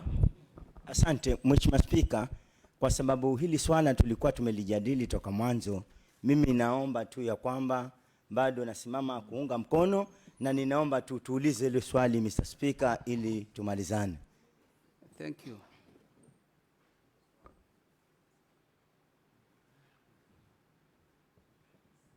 Honorable Zero. Asante sana Mheshimiwa Speaker. Mimi pia nimesimama nikiunga mkono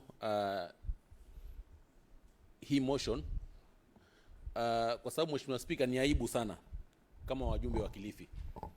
Miezi 2 imepita sasa, tumekuwa na mkasa Kilifi County, na sisi kama watu ambao tumeweza kuchaguliwa kwa kura na wakazi wa Kilifi, nafikiri ni aibu kwetu ukitembea kule mtaani una yale maneno ambayo watu wananchi wanaongea, hatuna majibu nayo, kwa sababu hatujajua ni kitu gani hasa kinaendelea pale katika ile shamba la Mackenzie. Kwa hivyo hii kutengenezwa kwa hii tume ya kuweza kutuletea majibu ya yale ambayo yanaendelea pale Shakahola kwetu yatatufungua macho, na pia tutakuwa na majibu ya kuweza kujibu wananchi wetu yale ambayo watakuwa wanajua, watakuwa wanataka kujua kuhusiana na yale yote ambayo yanatokea pale Shakahola. Mimi ninasimama nikiunga mkono, na hoja hii nafikiri imechelewa, kwa sababu ni aibu tukisikia kwamba watu wametoka Nairobi wamekuja Shakahola, na sisi tukiwa hapa Kilifi tunakuwa mwisho kujua ni nini kinaendelea pale Shakahola. Nimesimama nikiunga mkono. Asante Mheshimiwa Speaker. Samson Zia.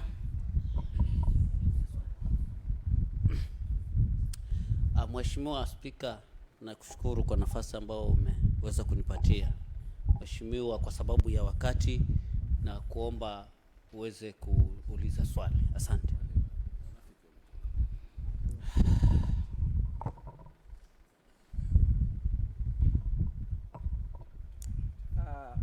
Honorable members,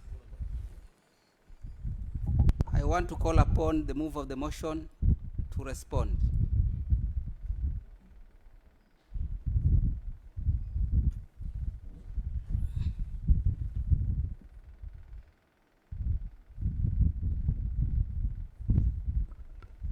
Thank you, Mr. Speaker.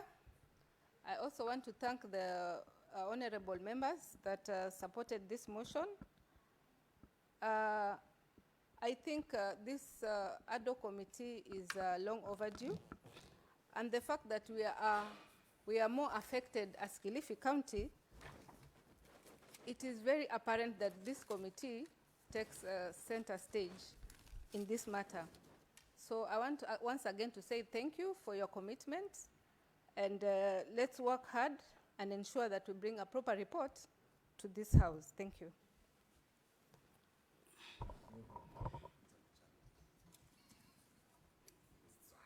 Now, honorable members, the motion has been moved and debated.